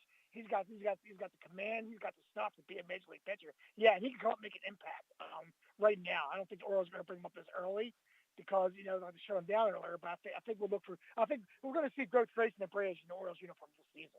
Oh, absolutely. I think, like you said, sooner rather than later. I look at a guy like Tyler Wells, and he's got a good 4-pitch mix. He's a really big guy, really imposing figure on the mound. He's had his ups and downs this year, just like he did last year to start the season before he really started dominating in the middle of the year. This is one of those guys where, do you agree with me that, Todd, I say you just keep running him out there, let him figure it out at the major league level in the starting rotation, because I think eventually he can be a really nice piece for this team. Yeah, he's 27 years old. He's a Rule 5 guy. So you don't have a lot invested in him. But yeah, I think you march him out there a couple more times. You got to make sure his confidence doesn't get hurt there, because he's the kind of guy that when he battles things upstairs, it affects how he plays. So yeah, I think you give him a couple starts. Then again, you can't put him back in the bullpen if one of these other guys come up. I think Spencer Watkins is a big start for him coming up too, because he's a guy that's sort of, he's sort of he pitched well, but he's another guy, sort of on the his standing in the rotation could be tedious. Yeah, with Spencer Watkins, a lot of it when he does well, I think, is smoke and mirrors. He's not a big strikeout guy. Only struck out 1 in his start against Oakland. I believe he goes today, if I'm correct, against the Angels, and that's a really tough lineup for a guy like Spencer Watkins to pitch. Look, the curveball looks nice. The fastball has ticked up a couple of miles per hour from last year to this year. But this is a guy who I think if you get him through the lineup 2 times, it's a bonus. I can't imagine that he's going to stay in this rotation much longer. Yeah, I tell you what, though, the offense came alive last night, but the bat's got to help these guys out a little bit. Absolutely, that's my next point. Scoring 2 runs in 10 out of 13 games or whatever it was, it's not going to get it done in Major League Baseball, especially in the American League. So these bats got to come around and help these guys out a little bit because the pitching's been great, but how long can this last? As far as every team's going to hit speed bumps with the pitching. And Orioles have these really young guys. They have a very young bullpen. Very inexperienced bullpen. Brandon Hyde was the first to tell you that. So the bats got to come alive and support these pitchers a little bit. If they can hit the ball, I think the pitcher's going to be okay. Yeah, no, I absolutely agree with you. And you look at guys in this lineup. Cedric Mullins, after that monster season last year, he's hitting 182. Ryan Mountcastle's 236. Mancini's 235. Austin Hayes 245. Now look, Mancini, he has 7 balls. He's hit 100-mile-an-hour exit velocity. He has 1 hit to show for it. But I look at these guys, and the guys that you anticipated being big-time players in your lineup are all struggling right now. Is it just because the season's early, they had the short spring? I mean, they're 16 for 123 with runners in scoring position. It's got to turn around, right? You anticipate that, right? I would think so, yeah. And Brandon Hyde, his creds, really mixed this lineup up. He's had Austin Hayes hitting everywhere from cleanup to batting first. He's had I think Mountcastle's going to come around. I think they're going to hit. But the abbreviated spring training, I think, did hurt them a little bit with their timing. Sure. But this lineup's got to do better. I think Odor and Hayes is hitting the ball okay. Chirino's okay. Mullins 30-30 last year. I think Mullins hitting the ball okay too. I think his lab is going to wake up eventually. Yeah, no, I think I agree with you on that one. Just a couple more questions, and we only have a few minutes here with you today, Todd. Adley Rutschman, they keep saying he's progressing really nicely, but this was originally a 2 to 3 week shutdown. We've now passed the 6-week mark. He hasn't played in any games yet. Is there any level of concern with you for this, or is it just you think the Orioles are playing it slowly because they know how important he is? I think they're playing slowly because how important he is. It's only April. We got a long season to go. They cannot have anything happen to Adley Rutschman that will affect his long-term health. This is the guy. They're building the entire franchise around this guy. He's the cornerstone player. So, yeah, if they have to wait a couple more weeks to make sure he's 100%, they're going to wait because they do not want Adley Rutschman with a season-ending injury. Yeah, every indication says that if he hadn't gotten hurt, he would have been the Orioles' opening day catcher, and I think that is a fact. He's already 24 years old. Let's not waste any more time here. He's going to go on a rehab assignment, and it's looking like he's probably going to start in the lower levels before going to AAA. Once he gets going and into game action, how long do you think it is before he makes it to Baltimore? I think he'll be here by June. Yeah. Okay. By June. I think now early June. I think he'll be up here. Maybe mid-June, but I think definitely June. He'll have about a month to rehab. Get his timing together, get back in shape, and then I think it'll be a big splash here when he makes his debut. Absolutely, I think we'll all find our way to the ballpark for that night for sure. And then real quick, lastly. I've been watching Jordan Westburg. I've been watching his game, and we watch him in spring training. This is a polished baseball player. I don't think he's far off. I think that Jordan Westburg actually probably gets a little bit more than a September cup of coffee here in Baltimore. How close do you think he is? To me, I'd like to see him get the Nick Markakis treatment, where you bring him up here and you let him figure it out at the major league level, because I think he's a lot closer than people give him credit for. Oh, I agree. He's a big buy. I saw him play a couple weeks ago. I was down in Billy.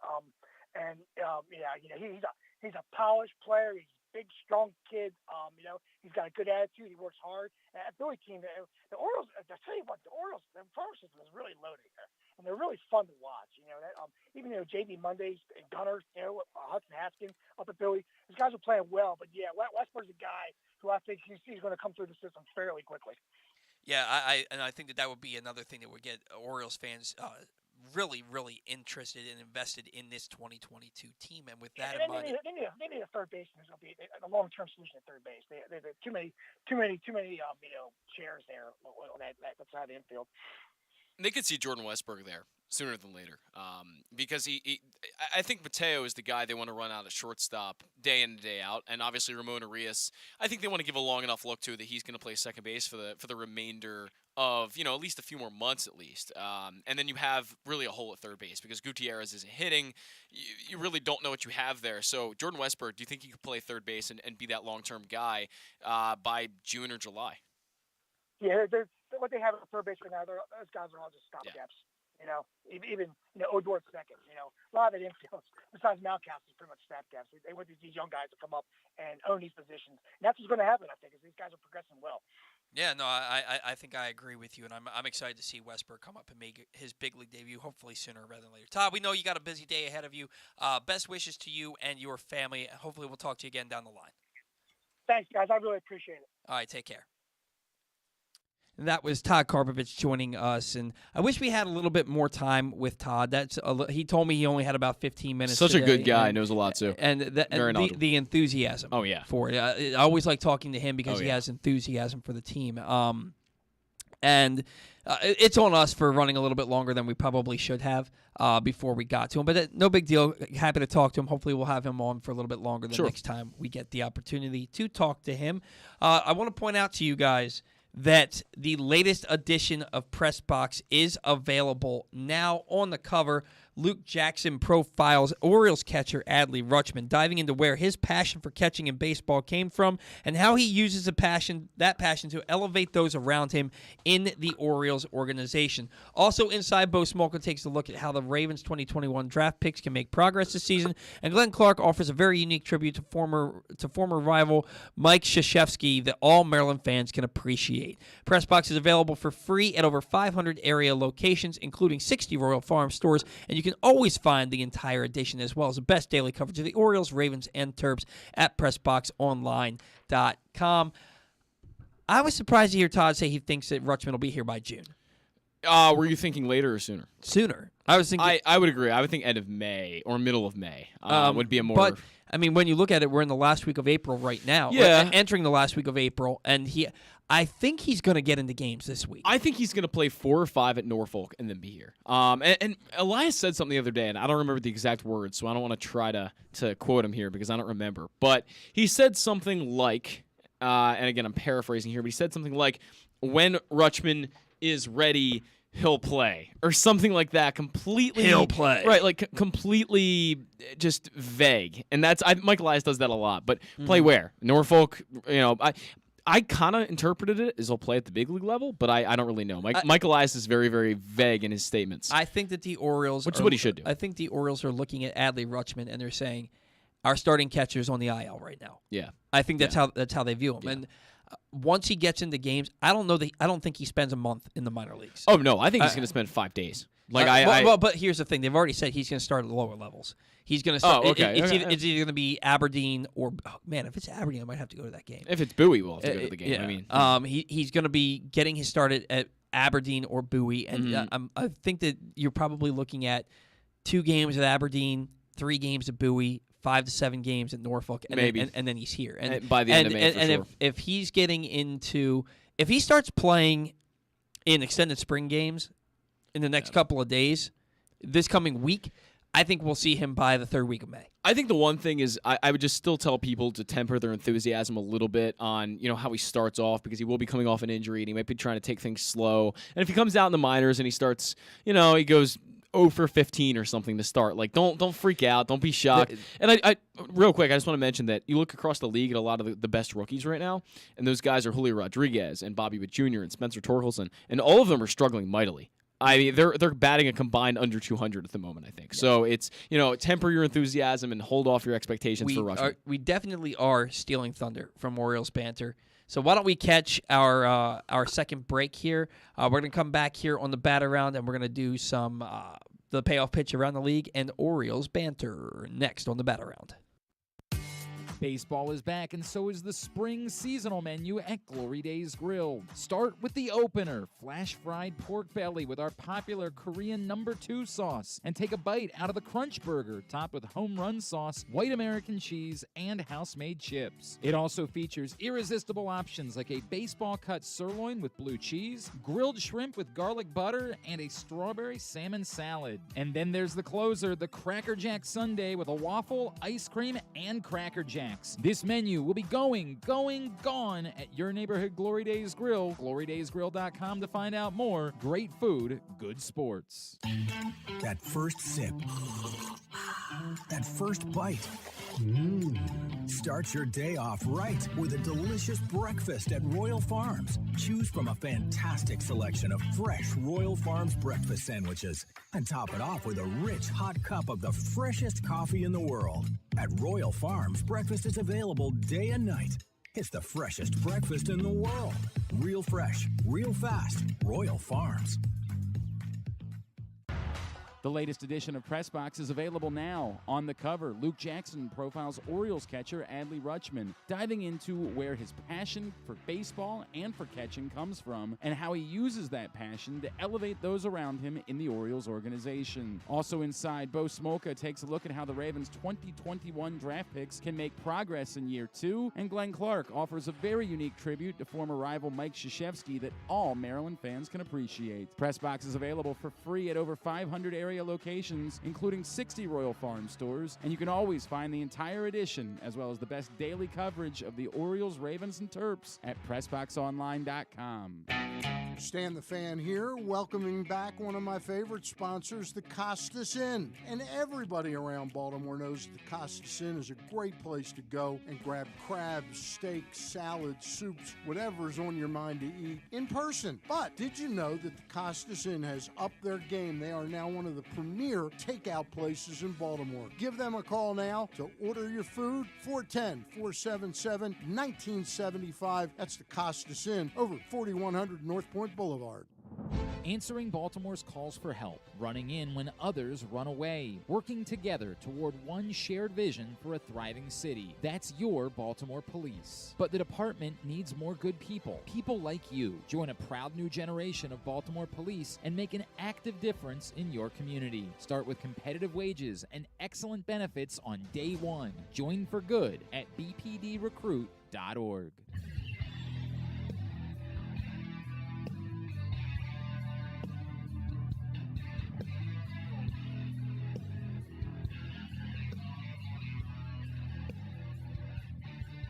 All right, welcome back to the Bat-Around. I am Paul Valley. He is Zach Goodman. Today's show is brought to you by Glenn Clark Radio, which is the definitive place to find the best daily discussion of Baltimore sports. Watch the show every weekday from 10 to noon at youtube.com/PressBoxOnline or facebook.com/PressBoxSports or listen at PressBoxOnline.com/radio. With podcasts available on iTunes, Spotify, or anywhere you get your podcasts, you never know who might pop up on GCR. This week, the guys called up with MLB's top pitching prospect, Grayson Rodriguez, Kevin Willard's first Maryland basketball commit, Noah Batchelor, and Stanford defensive lineman and Gilman alum, Thomas Booker, who will be an early pick in the NFL draft. Find those interviews and more in the Glenn Clark Radio Week in Review feature right now at PressBox Online. Wow, at PressBoxOnline.com. And it is now time for the payoff pitch around the league. Robinson Chirinos had 2 hits and drove in 3 to back 6+ solid innings from Bruce Zimmerman as the Orioles picked up their second road victory 5-3 over the Angels. Aaron Judge homered twice and drove in 3 to back a solid outing by Jamison Taillon as the Yankees defeated the Guardians 4-1. Zach cried. Xander Bogaerts had 3 hits and Rafael Devers added a home run to lead the Red Sox over the Rays 4-3. Santiago Espinal and Brad Zimmer hit back-to-back homers off of Justin Verlander that tied a game in the 5th, and Matt Chapman brought home the go-ahead run in the 9th with an RBI double as the Blue Jays topped the Astros 4-3. Paul Goldschmidt tallied 3 hits and 2 RBIs, and Nolan Arenado continued his hot start with 2 hits to lead the Cardinals past the Reds 4-2. Austin Slater and Brendan Crawford combined for 5 hits and 6 RBIs as the Giants handled the Nationals 7-1. Harper, Castellanos, and Real Muto collected 2 hits each, and a 3-run 8th inning lifted the Phillies over the Brewers 4-2. Matt Olson drove in 2 runs, but Kyle Wright stole the show with 11 strikeouts over 6 shutout innings as the Braves blanked the Marlins 3-0. Roberto Perez homered and drove in 3 to lead the Pirates past the Cubs 4-2. Carlos Correa led the rally as the Twins scored 2 runs in the 8th inning on his hit and an error to take down the White Sox 2-1. Julio Rodriguez and Jared Kelenic, I can never get that. Kelenic. And Jared Kelenic combined for 4 RBIs, while Eugenio Suarez collected 3 hits to back Chris Flexen's 7 innings of 1-run ball in a Mariners 4-1 victory over the Royals. James McCann hit a 2-run shot, and David Peterson gave up 1 run over 5 in the 3rd innings pitch, but it took extra innings and an infield RBI single from Starling Marte in the 10th for the Mets to take down the D-backs 6-5. Mookie Betts homered twice, and Max Muncy drove in 3 to lead the Dodgers over the Padres 6-1. And Nate Lau homered and drove in 2, and Glenn Otto allowed 2 hits over 5 innings to lead the Rangers over the A's 8-1. Rockies and Tigers were rained out. Game will be made up in a day-night doubleheader today. All right, it's my turn. For Saturday, we have a 3 1:00 game schedule with the Giants and the Nationals. Alex Wood will start for the Giants against to be determined for the Nationals. I love that guy. Do you? Alex Wood? To be determined. One of my favorite pitchers. Pitches a lot. He does. The Cleveland Guardians, the 7-6 first place Cleveland Guardians, will take on the New York Yankees and look to bounce back after last night's loss. And finally, your final 1:00 game, the Rockies and the Tigers, that day, or the game 1 of that 2-game doubleheader, I should say, as Tariq Skubal versus Anthony Santazella. If I say that, I can't say that name. That's I just butchered that one. I'm sorry. You're crushing it. At 2:20, we have the Pirates and the Cubs, Zach Thompson versus Kyle Hendricks. Your 4:00 games, the White Sox and the Twins, Vince Velasquez versus the former Oriole, Dylan Bundy. We have the Brewers and the Phillies at 4 p.m., Adrian Hauser and the ace, Zach Wheeler, but he has a 9.39 ERA this year, so looking to turn it around a bit.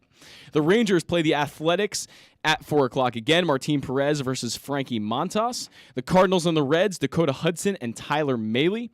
We have the first place Blue Jays against the 6 and 7 Astros, Alek Manoah, the young starter, who I read a fan-sided piece yesterday about him being on the track for Cy Young, and I'm not sure why we should ever write a piece about a Cy Young winner in April, but that's what was written about Alek Manoah. And then Jose Urquidy for the Astros. The Red Sox have the Rule 5 pick Garrett Whitlock going against the Tampa Bay Rays. The Rockies, that's a 6 p.m. game, by the way, and the Rockies have a 6:40 game. Their second of that doubleheader, Austin Gomber versus a guy I've never heard of yet, but Bo Brisky will start for the Tigers. At a 7 p.m. game, that Bo Brisky. The Marlins at 7 o'clock will play the Braves, Elieser Hernandez versus Ian Anderson. Another 8 o'clock game here, the Mets against the D-backs at Chase Field. Trevor Williams takes on Humberto Castellanos.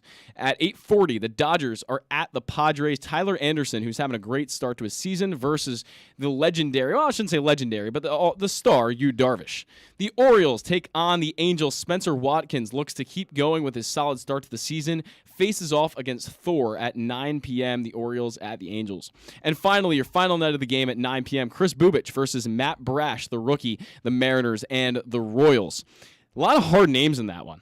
Very, very difficult names to pronounce. Anthony Santazella, I can never say that one. I imagine that if you prepared it the night before. I read over the whole thing like multiple times. I just can't. I'm not good at pronouncing these names. Yeah, I know. You know what though? Yeah, I'm just giving. Hey, calm down over there. I'm just giving. I'm giving you a hard time. The Rays one, I didn't even try to say it. J.P. Fierson. I can't say that. Firesen. Is it Firesen? Is that how you say it? I can't say that name. Stan asked us, and you answered him specifically on the show a few weeks ago about Firesen. Oh, did I really? I don't remember that. And you said, I think it's Firesen. Oh, I think I did. Oh, maybe I did. Fast forward 3 weeks. Those 8 beers last night, Zach just can't. He can't. Jose Urquidy. I mean, some of these names are. You said it right. I said it right. Yeah. And then Humberto Castellanos. I got that one right. I don't know. Sorry, guys. Humberto. Tough stretch of names. Humberto Castellanos. I promise you, I read over it. It's just a difficult one. No, this isn't the first time that Zach has struggled with names. I always struggle with names. It's come to be expected. Aaron Oster, Ralph. What would you call him? Ralph Friedkin. Yeah. Ralph Friedkin. That was the roughest one. Yeah, Juan Dixon. Happens to the best of I'm us. just kidding. Zach sometimes has reading. Man, it's hard. I get it. Wow.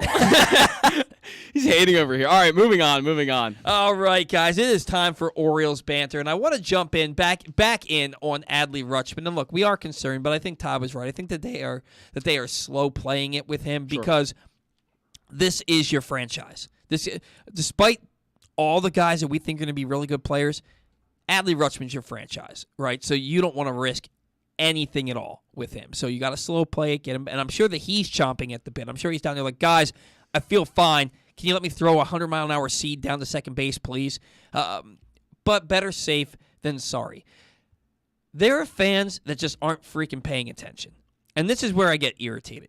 When these fans are like, oh, this guy's up and that guy's up. Call up Adley already. He's not playing.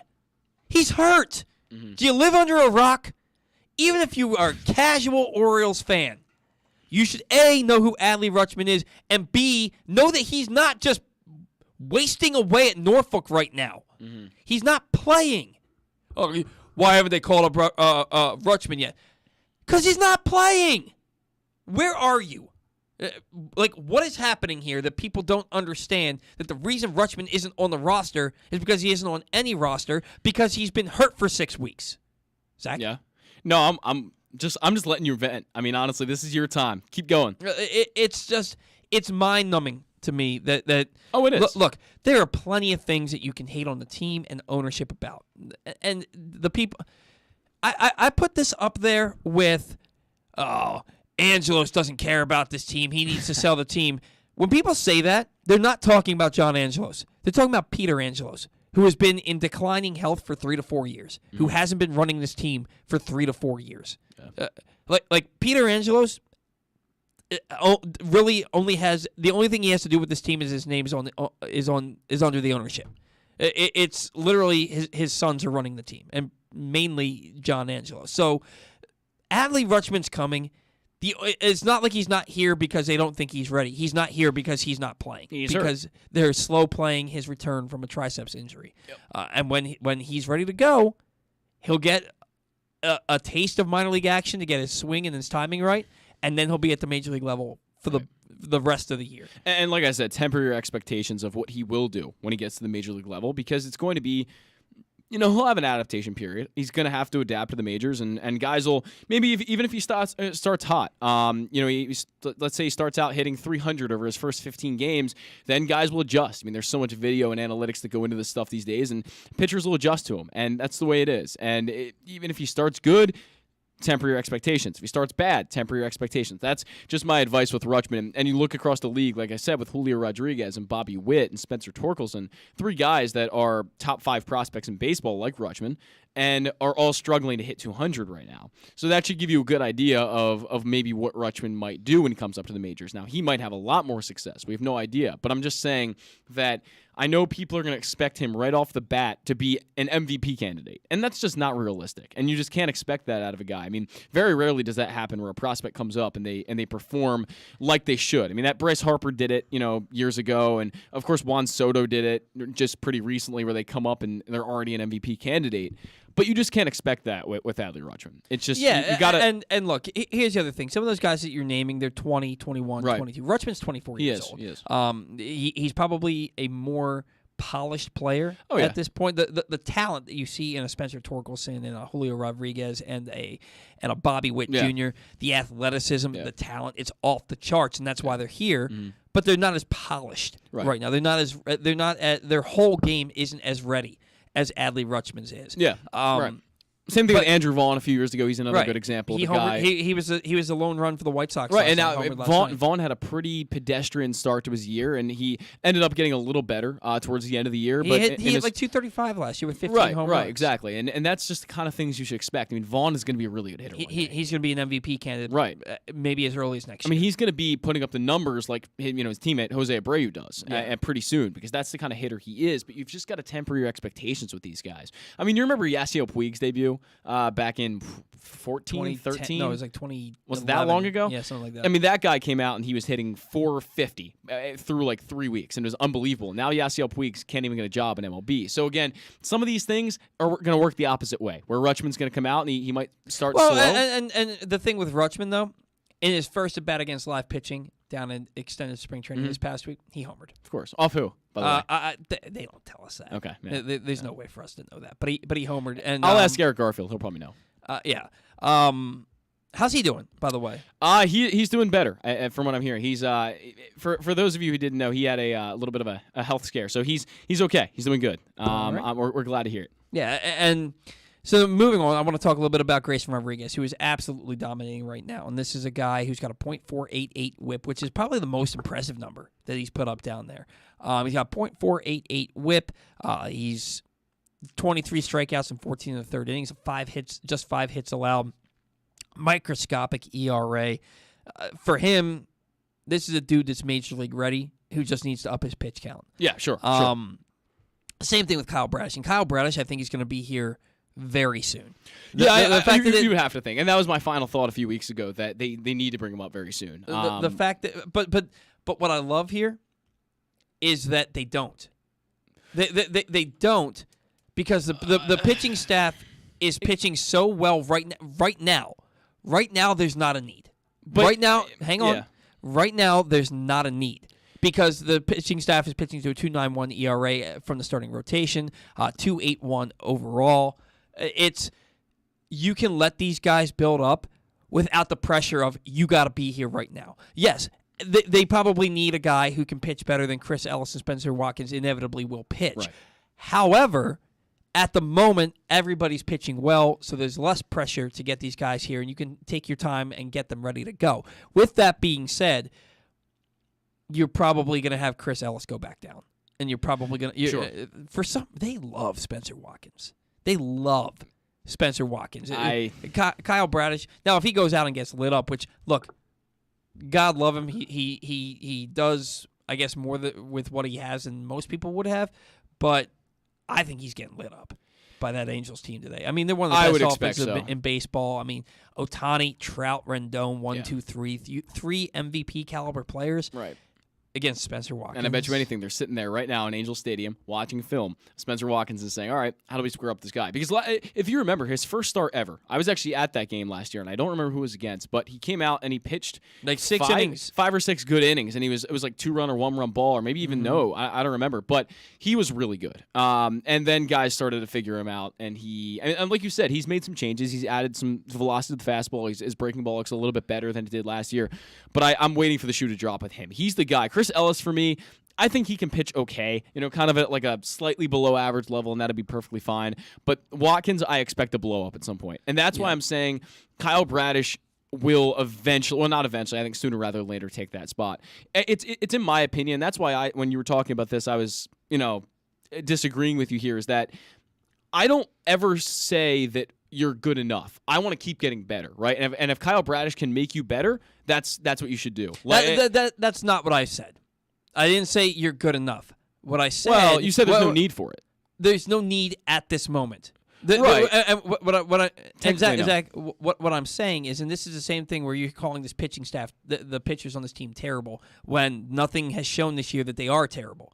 And the fact of the matter is they're unproven. You look at this staff right now, and they're pitching well enough right now that you don't have to rush your guys.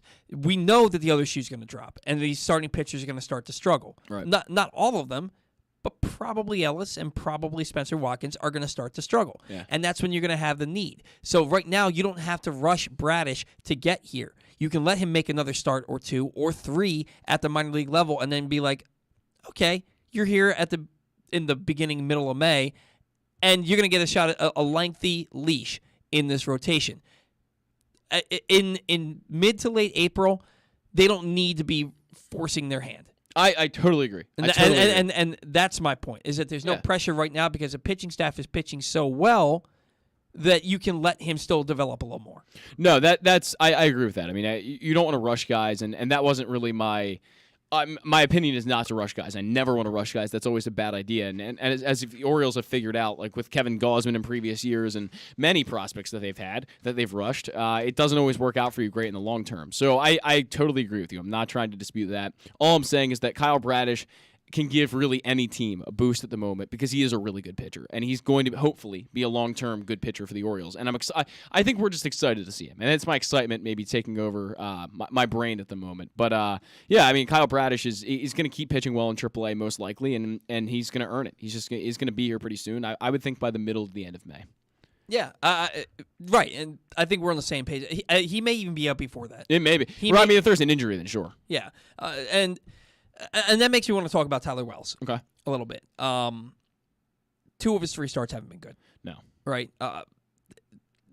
For me, with Tyler Wells, there's not the concern that I would have with anybody else, or with somebody else, I should say, because he's just getting back into this. He's just getting back into starting. He's still learning how to pitch at the big league level, and this is a guy who, despite his 4-pitch mix, and he can be intimidating at times on the mound with his stature and how hard he throws, he doesn't know how to get a guy out with 2 strikes. Yeah. That's something that where you can still see that he's green in that area. He struggles with 2 strikes to get guys out, and he kind of has had, in his short career, a tendency to let things snowball. Right, he gave up that home run to Pache after he should have gotten a strikeout a couple pitches before, and he let things snowball. He's got to find a way to. He's got to find a way to get to throw that out pitch, and the stuff is there. He just hasn't done it yet this season. Right. So I look at him. I don't think you put him back in the bullpen.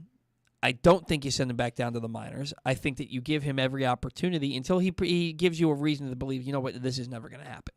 But I think that Tyler Wells is one of those guys who's going to figure it out and be a solid piece in your rotation. I don't like the idea of piggybacking him every start.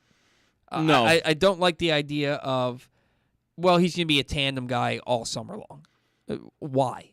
Why would you do that? I don't have a good answer for you there. I personally, I said this before, but I would much rather see Ballman in the rotation at the moment. I wouldn't mind it being Wells and then Ballman right now. Okay. But at some point, find a guy that can give you 6 innings. Right.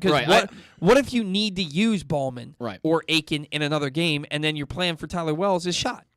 I'm never a big fan of the 3-inning, 4-inning openers. I hate it. I just don't think that's a starting pitcher. And that's what they're doing with Tyler Wells. And sure, they might build him up, and I think we're both under the assumption that they are going to build him up. But if he can't get through those 3 or 4 innings without blowing up, then you're never really going to be able to build him up. You're never going to be able to get him to 5 or 6 if he's giving up 4 or 5 before he gets to the 4th inning. So that's kind of my point. Like it's good in theory what they wanted to do with Tyler Wells, but now we're seeing it actually play out, and I think they're starting to see maybe the limitations of what you can do with this kind of theory.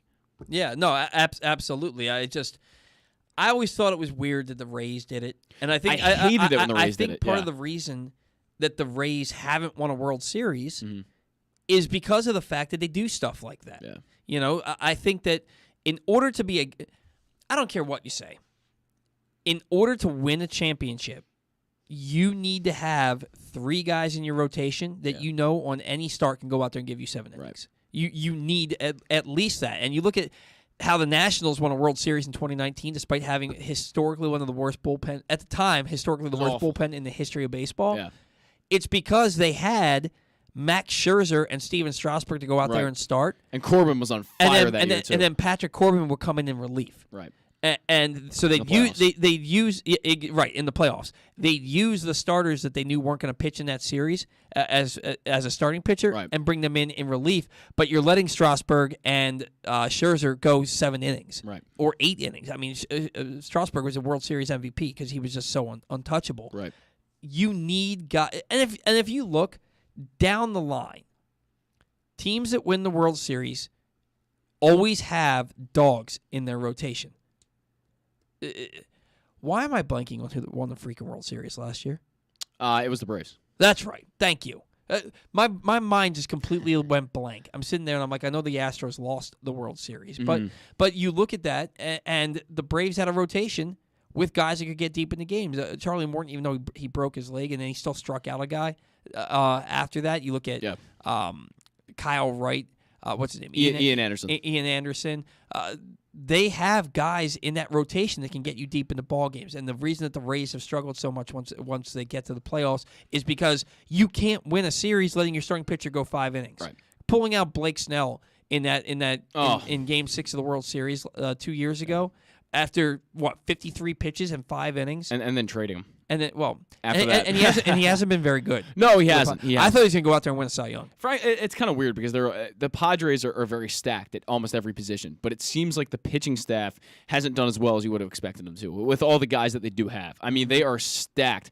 All 5 guys are good. They're another team that they're probably going to make the playoffs this year. That'd be my guess. And because they have guys who, like you said, can go out there and throw 7 innings on a given night. That's and Manny's playing at an MVP level. Right. And when Tatis comes back in 2 months, 3 months, they're going to be I mean, they're probably going to be up there with the Dodgers. You kind of just hope if you're a Padres fan that they can stay right at or right above 500 while Tatis isn't here. And then once he gets here, you take off. Bob Melvin is Great a freaking manager. difference maker. He's a difference maker there. Just And like I mean, Buck is in New York. Right. I mean, and Tatis, when he comes back, he's going to have, maybe 4 months of the season left when he comes back? 3 months? I don't know. They said it was a 3-month injury. Okay. And it happened in, mid-March? Yeah, so he'll have July, August, and September at the very least, is what we would assume. He could be back mid to late June, and then he'll have maybe 3.5 months. Right, so 3.5 months is well enough to get to, give your team an extra 4 wins. Assuming that he stays healthy. Because he's had little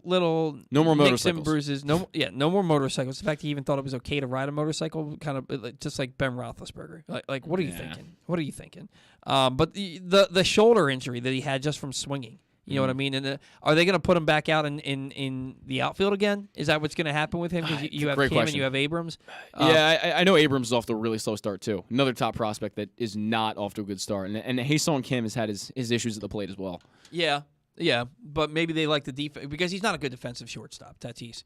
He's not at all. He'll make a spectacular play here and there, but overall he's not a great defensive shortstop. So that athleticism.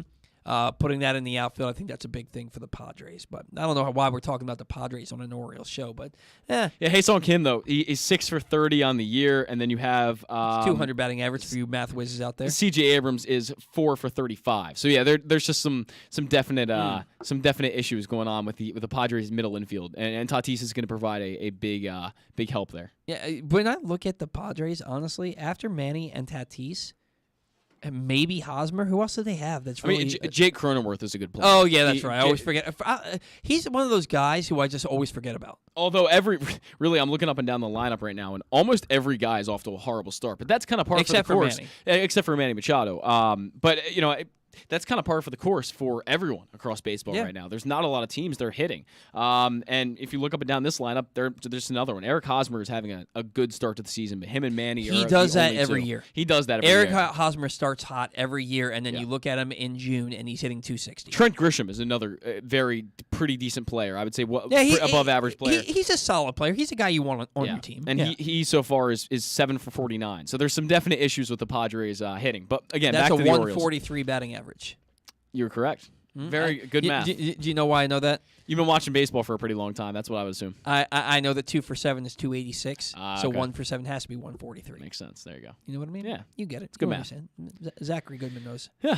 Zach, I'm not very Goodman. Ha! I meant to call you that at the beginning of the show. Joining me is my co-host and producer, Zach. I'm not very Goodman. Not very good at what? I'm not very good, man. I don't know anything. All right. Not very good at golf. No, you're not wrong. You're not wrong. It stings. It hurts so much. I'm going to play today, so we'll see how I shoot. I wanted to go play the other day, and the Orioles were playing in the afternoon, and they happened to lose that game. I got to be honest. I was watching the Orioles game the other day, the afternoon game against Oakland that they lost. Mm-hmm. And when they were down 4-1, I turned on the Greg Norman 30 for 30. Mm-hmm. And then they got it back, and then I was like, I kept thinking about the game, and I was like, you know what, let me turn it back on. And then they promptly scored 2 runs, and then they promptly gave up 2 more runs in the top of the Don't you have like an iPad you can watch it on or something like that? That would be what you do. I just didn't feel like it. Oh, okay, all right. I just didn't feel. I also knew that I was going to fall asleep, and I did. Okay. I nap quite a bit these days. Do you? Yeah. Here's the thing. For those of you that don't know, I do Glenn Clark Radio in the morning from 10 to about 12:30, and then 3 nights a week I go to work at the restaurant. The reason, but I don't get much sleep because, so if my wife is off work on a given day, she does not like it when I go to the gym after the show because I'm at the gym for quite a while. Yeah. Generally, if I go in the afternoon, I'll stay for 2.5 hours because I know I have nothing else going on. If I go in the morning, it's a lot of gym. Yeah. If I go in the morning, if I get up at 6:30 and I'm at the gym by 7:15, 7:30, I have an hour and a half I have about an hour and a half, hour and 15 minutes to get my workout in, and I do it faster. And then I have nothing else to do for the gym the rest of the day. So I'm getting up every morning at 6:30. But I'm also working in a restaurant 3 nights a week, and I still have that restaurant internal clock. Mm-hmm. So I'm still not getting to bed till after midnight. So I'm not getting much sleep most nights. So that's why I'm napping a lot. I am old, that, and I'm an old man. I'm false.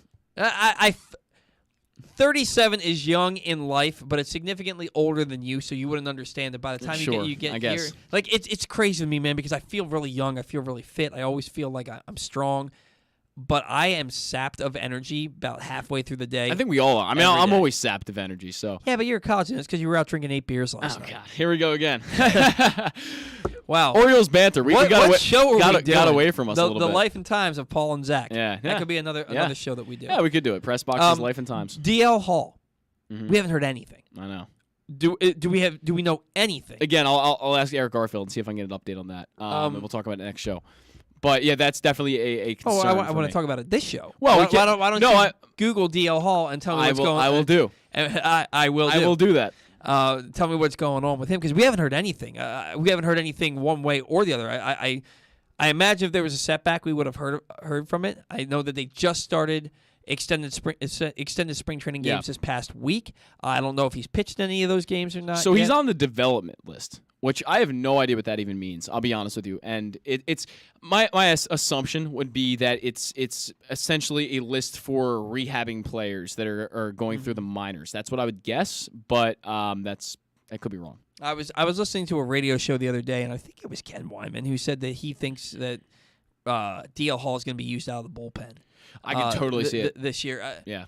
I feel like they look at him as a starter. I think they do. I don't personally long term. I just don't think because if you look across the league, right, you have your starters, generally guys that are excluded from aces, right? We're not talking Max Scherzers, Jacob deGroms of the world. We're talking your average regular starters are the guys that have the best command.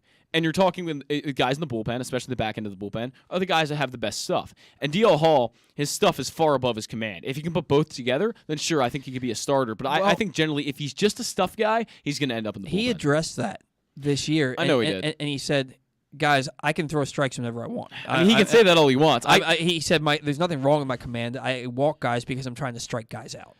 Yeah, I get it. I mean, but he can say whatever he wants. He's got to make it true. He's got to come out here and put it on the stat sheet. That's my point. I agree. I think that if you have a lefty that has a 4-pitch mix like he does, he can throw as hard as he can. That's a guy you want in your rotation. You don't use a guy like that in your bullpen. Now, the worst case scenario, he becomes Josh Hader, and that's cool. Sure. Hopefully with a better, not as a.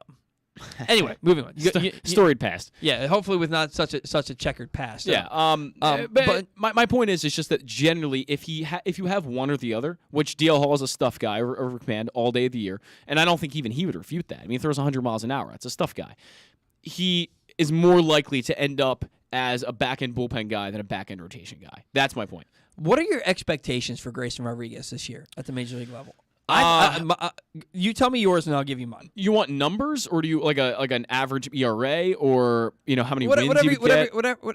I don't care about wins. So wins are a meaningless stat. Yeah. I think Grayson Rodriguez will be a slightly above average starter. I don't think you're going to get much more out of him than that. I mean, I'm going to look at what Casey Mize did when he first came up, and he was bad. And I think Grayson Rodriguez would be a little bit better than that. But now you see Casey Mize tearing everyone up, and he's the ace of the Tigers, and he's really turned into a very good pitcher as we expected him to be. But again, when I talk about tempering the expectations, I will do the same thing with Grayson Rodriguez. I don't expect him to come out and put up a 3.5 ERA. I expect more of 4.5, maybe 4.7. Maybe his FIP is a little lower, and he runs into some hard luck here and there because the Orioles defense, it's not the best defensive team in the world. You look at what he might do, and he might put up a 1.5 WAR at most, maybe, which is perfectly fine. That'd be good. But I don't have super high expectations again, just because I like to temper them a little bit. I think that we expect guys to do that. I think we expect guys to get to the major league level and struggle. Yeah. He's never struggled anywhere. No, but neither did Casey Mize. All right. To be fair. He's never struggled anywhere. I think he's a better pitcher than Casey Mize was at this point. I do expect him to pitch to a 3.5 ERA. I think he's going to get Rookie of the Year votes. I think that he's going to come. Look, I also think he's going to come in and he'll have a start where he gives up 6 runs in 3 innings, or 5 runs in 2 innings, because every pitcher has a start like that every now and again. But I think by and large, he's going to come in here and by the end of the year be the best pitcher in the Orioles rotation. Yeah, I mean, you could be completely right. My point I am completely right. We'll see. I don't know about I'm 100% right. With Casey Mize, I mean, you look at his numbers in the minors. In 2019, he had a 2.55 ERA, a .942 WHIP. I mean, the guy was a really good pitcher. And then he came up in 2020 and had a 6.99 ERA in 7 starts. I mean, he sucks. Well, last year he put up a 3.71 ERA in 30 starts. I mean, the guy turned into a good pitcher, and he was striking out a good amount of guys last year and putting up some solid WHIP numbers as well in the low 1,000s. So look, I just want to temper my expectations, and I think that's what most Orioles fans should do. And I don't think your expectations are entirely unrealistic. I'm not saying they are. Personally, I'd rather take the more conservative route on that. All right. So, what were his minor league numbers? Casey Mize? Yeah. So he had a 2.55 ERA and a .942 WHIP in 2019. All right. Grayson Rodriguez, 1.40 ERA in 2018. I'm going through. Okay. In the Gulf Coast Rookie League. In 2019 at Del Mar, which was high A, 10-4 with a 2.68 ERA and a .989 WHIP. In 2021 across 2 leagues, 9-1 with a 2.36 ERA and a .825 WHIP. Yeah. And in 2022, he is 2-0 with a 1.26 ERA and a .488 WHIP. That's better than Casey Mize. Yeah. It's better. I mean, sure, we'll call it better, but by a slight margin. Slight margin. My point is that still you can't come up and expect him to win the Cy Young. And a lot of Orioles fans will, though. A lot of people will get way too excited and get overzealous about him. But I'm just saying, temporary expectations. I'm not saying he's going to be a bad pitcher. I'm not going to say he's going to pitch that 7 ERA that Casey Mize did in his rookie year. I'm not saying that. There are people that think that Gigli was a good movie. Well. And it's notoriously the worst movie in history.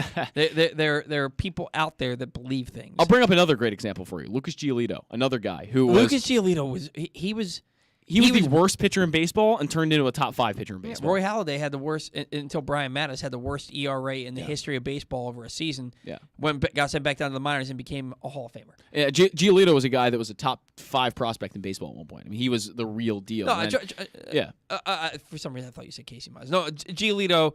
Look, he's been one of my picks for Cy Young each of the last 2 years. Yep. Lucas Giolito was a very good pitcher, but when he was in the Nationals organization, he was struggling a little bit. He came to the White Sox and he struggled a little bit, and you were kind of thinking maybe this guy isn't going to ever figure it out, and he did. I just look at Grayson Rodriguez. I look at what he's done at every level. I look at the command he has, how hard he throws, and I look at his mentality and the fact that he's gotten better every single year.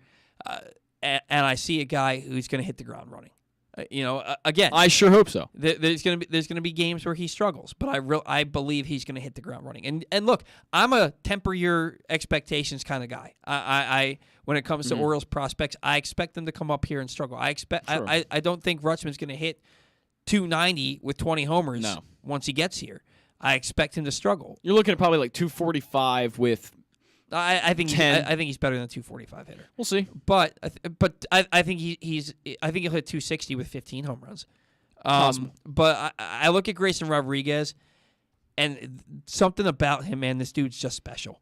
I really think this dude's just special, and I think you have a future Cy Young Award winner in Grayson Rodriguez. Oh, I would agree with that. I think he is special, and he's one of those guys who doesn't skip a beat. No, I definitely agree with you there. I think Grayson Rodriguez will definitely put his name in the Cy Young voting for quite a few years. But I'm talking 4 years down the road from now is when that happens, and maybe 3. Maybe he turns out a little earlier than you expect him to. But I'm maybe more on the conservative side of things because I guess I've just seen it play out with so many guys where they're hyped up as huge prospects and then they come up and they struggle a little bit, but then they figure it out. They become great pitchers, and that's probably what's going to happen to Grayson Rodriguez. But he may start off a little hotter than I expect. disconnect. I could be wrong. But one also behind it is you look at what Chris Holt and the analytics department has done with the Orioles staff currently. Yeah. And we can both agree that Grayson Rodriguez is better than any pitcher on this Orioles By staff. far. Right? He's better than that, so why wouldn't he have success? Yeah, I mean, up here. yeah. But look, it's a matter of getting here, and when he gets here, we're going to be ready for the struggles. We're going to be ready for greatness, and we're going to see games where this guy looks unhittable, and you're going to see games where he just doesn't have it today. Right. He's not missing bats. That's what happens with young guys. But I think that he's going to be way more good than bad. And like I said, I'm expecting about a 3.5 ERA out of him. When I say expect, I don't expect it. I think that's what he's going to do. Okay. All right. Yeah. If he pitches to a 4.2 or a 4.7, I wouldn't be surprised. But I think what he's going to do, there's a difference between expecting him to do and what he's going to do. Yeah, and fair I enough. think he's going to have a 3.5 ERA. We got to catch our final break. When we come back, it's going to be take the rake, and I don't think it's good news for your boy Zach Goodman over there. That and more next on the Battle Round. Sports fans, the wait is over. The all-new FanDuel Sportsbook is now open at Live Casino and Hotel in Hanover, Maryland. This is your chance to win big right in your own backyard. Bet on every sport with self-service kiosks and watch all of the action from the best seat in the house. Make every moment more at the all-new FanDuel Sportsbook at Live Casino and Hotel in Hanover. Please play responsibly. Gambling problem? Please call 1-800-GAMBLER or visit mdgamblinghelp.org.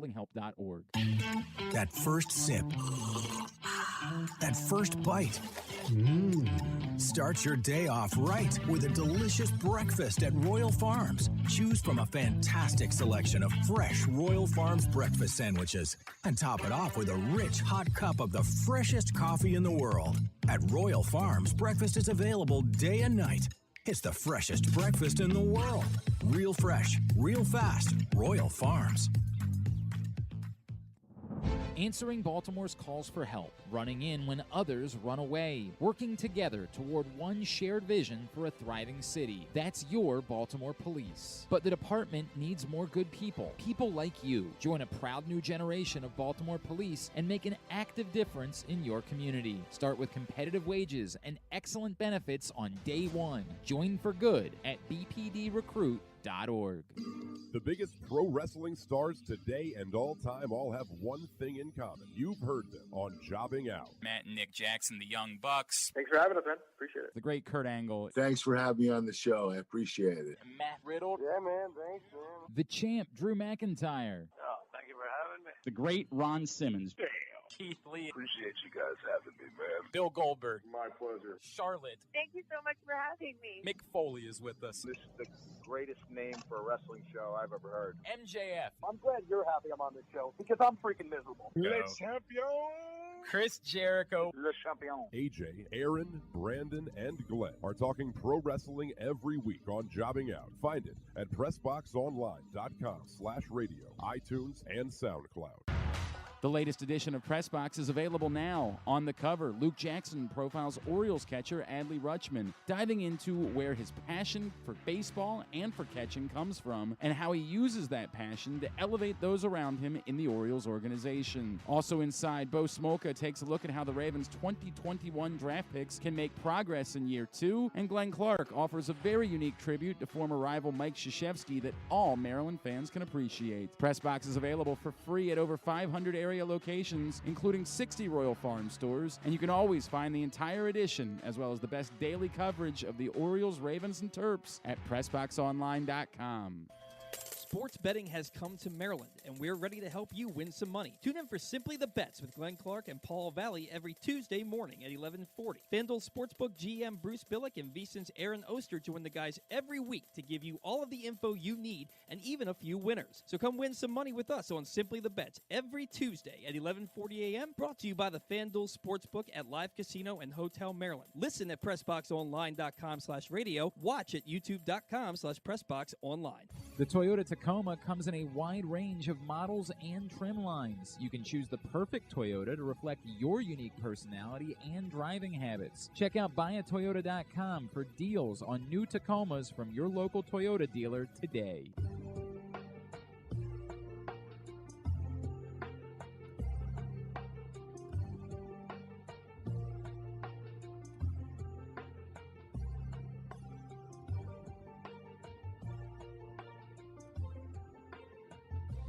All right, welcome back to the Bat Around. Some of that old GCR I'm gonna music. let it play. We always let it play. We're good. We let it play a little bit there.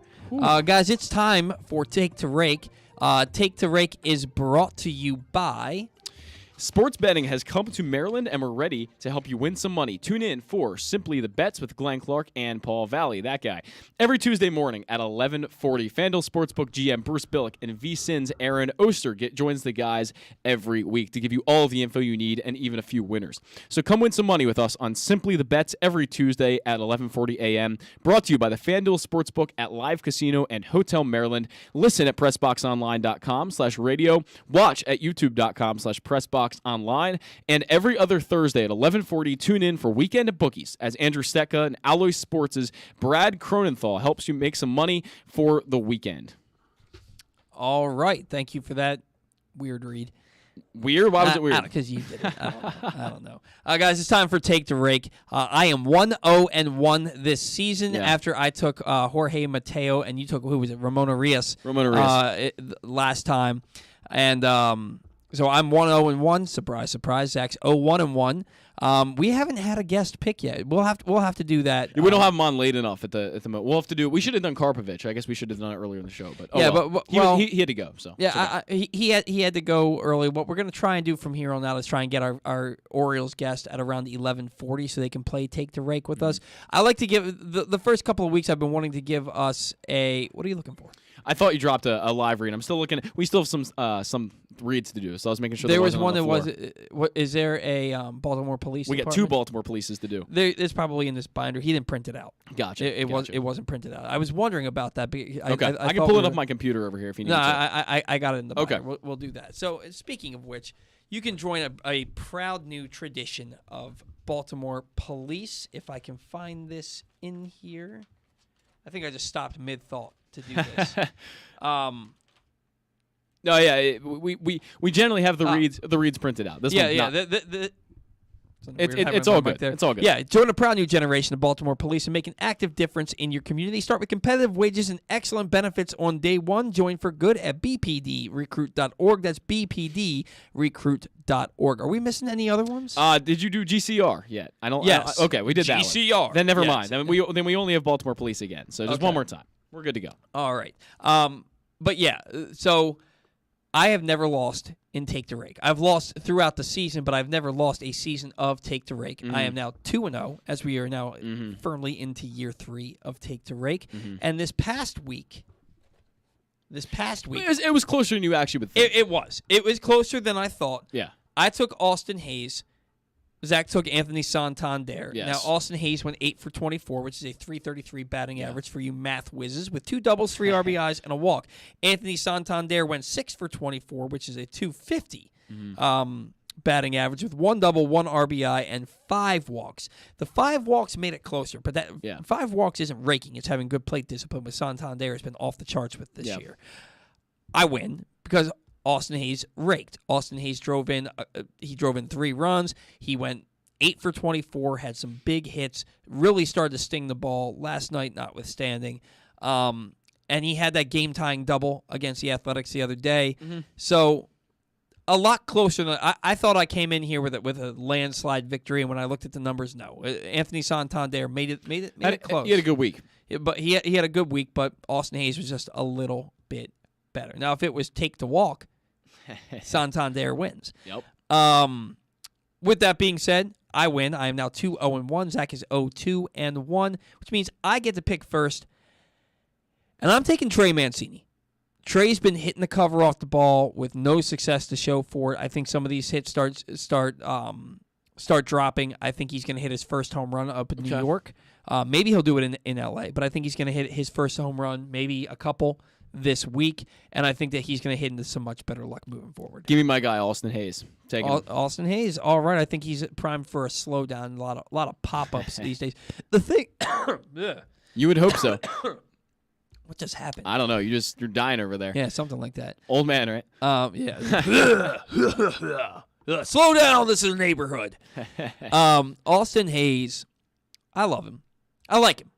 I don't love him. I do. I'll tell you why I don't love him. Good hitter. Great defender. This is your final thought? Great arm. This isn't my final thought. Okay. he is way too aggressive at the plate. He doesn't take enough pitches. Yeah. He's constantly swinging. And maybe because he's a dead red hitter, he's constantly swinging at the first pitch because it's a first pitch fastball. I mean, he worked the count to 3-2 yesterday, took some close pitches, and then swings at the ball up by his chin to strike out. And he was pissed off about it, and he should have been. I almost cursed. It was a terrible, terrible pitch to swing at, a terrible hack, and he didn't look good doing it. Austin Hayes can be, I think he could be Tyler O'Neill type of player, a Tyler O'Neill type of a player, if he had any kind of plate discipline. Right. And he just doesn't have it. And one of my bold predictions for this year, and I'm still sticking to it, was that Austin Hayes was going to hit 30 home runs. But Austin Hayes could hit 30 home runs with a 280 batting average if he had some plate discipline. Instead, he'll probably hit 30 home runs with about a 240, 250 batting Possibly, average. yeah. Because he chases pitches and he's constantly swinging at the first. Still hasn't gotten into a home run yet, which I'm waiting for. Well, nobody has. They have 4 home runs as a team. Four as a team, which is shocking. Yeah. No, I'm a big Hayes fan because the tools are there, and I love the toolsy athletic guys. But swing decisions are such a big part of baseball, and they're becoming more and more prevalent because of analytics. And teams love swing decisions. I can promise you that. They love swing decisions. And Austin Hayes is not a guy who makes good ones. There's something to be said for a quality at bat. And Austin Hayes doesn't have a lot of quality at bats. And there's actually a stat for that, where a quality at bat is defined as seeing 4 or more pitches or getting a base hit with extremely hard contact. There is a stat for anything. Right. It's incredible. And I guarantee if you were to look at his quality at bat stat, it's not good. Quality at bat stat. Quality at bat stat with the bat. I already doesn't rhyme bat with bat. Damn it. But no, I think if you look at that stat for Austin Hayes, he doesn't have a ton of quality at bats. No, not I would venture to say that that number is not very high. I would agree. But that's the player that he is. Hopefully, it improves a little bit. Anything can happen. Anthony Santander is suddenly an on-base machine, which we never saw coming. So hopefully, that's what turns out to be the case with Austin Hayes. My final thought is that, and we saw a little bit last night, and it's very similar to my final thought last week, is that this Orioles offense is about to turn it around. A trip to New York, and then you're coming back to Camden Yards. The weather's warming up a little bit here. It's going to be high 50s, low 60s the entire series in New York. Yeah. Weather in April in New York is just terrible. It's always cold and it's always raining. Yeah. It's like Seattle on the East Coast. Yeah. But I think you're going to see several home runs over the next 8 to 10 games. I think that the Orioles are going to.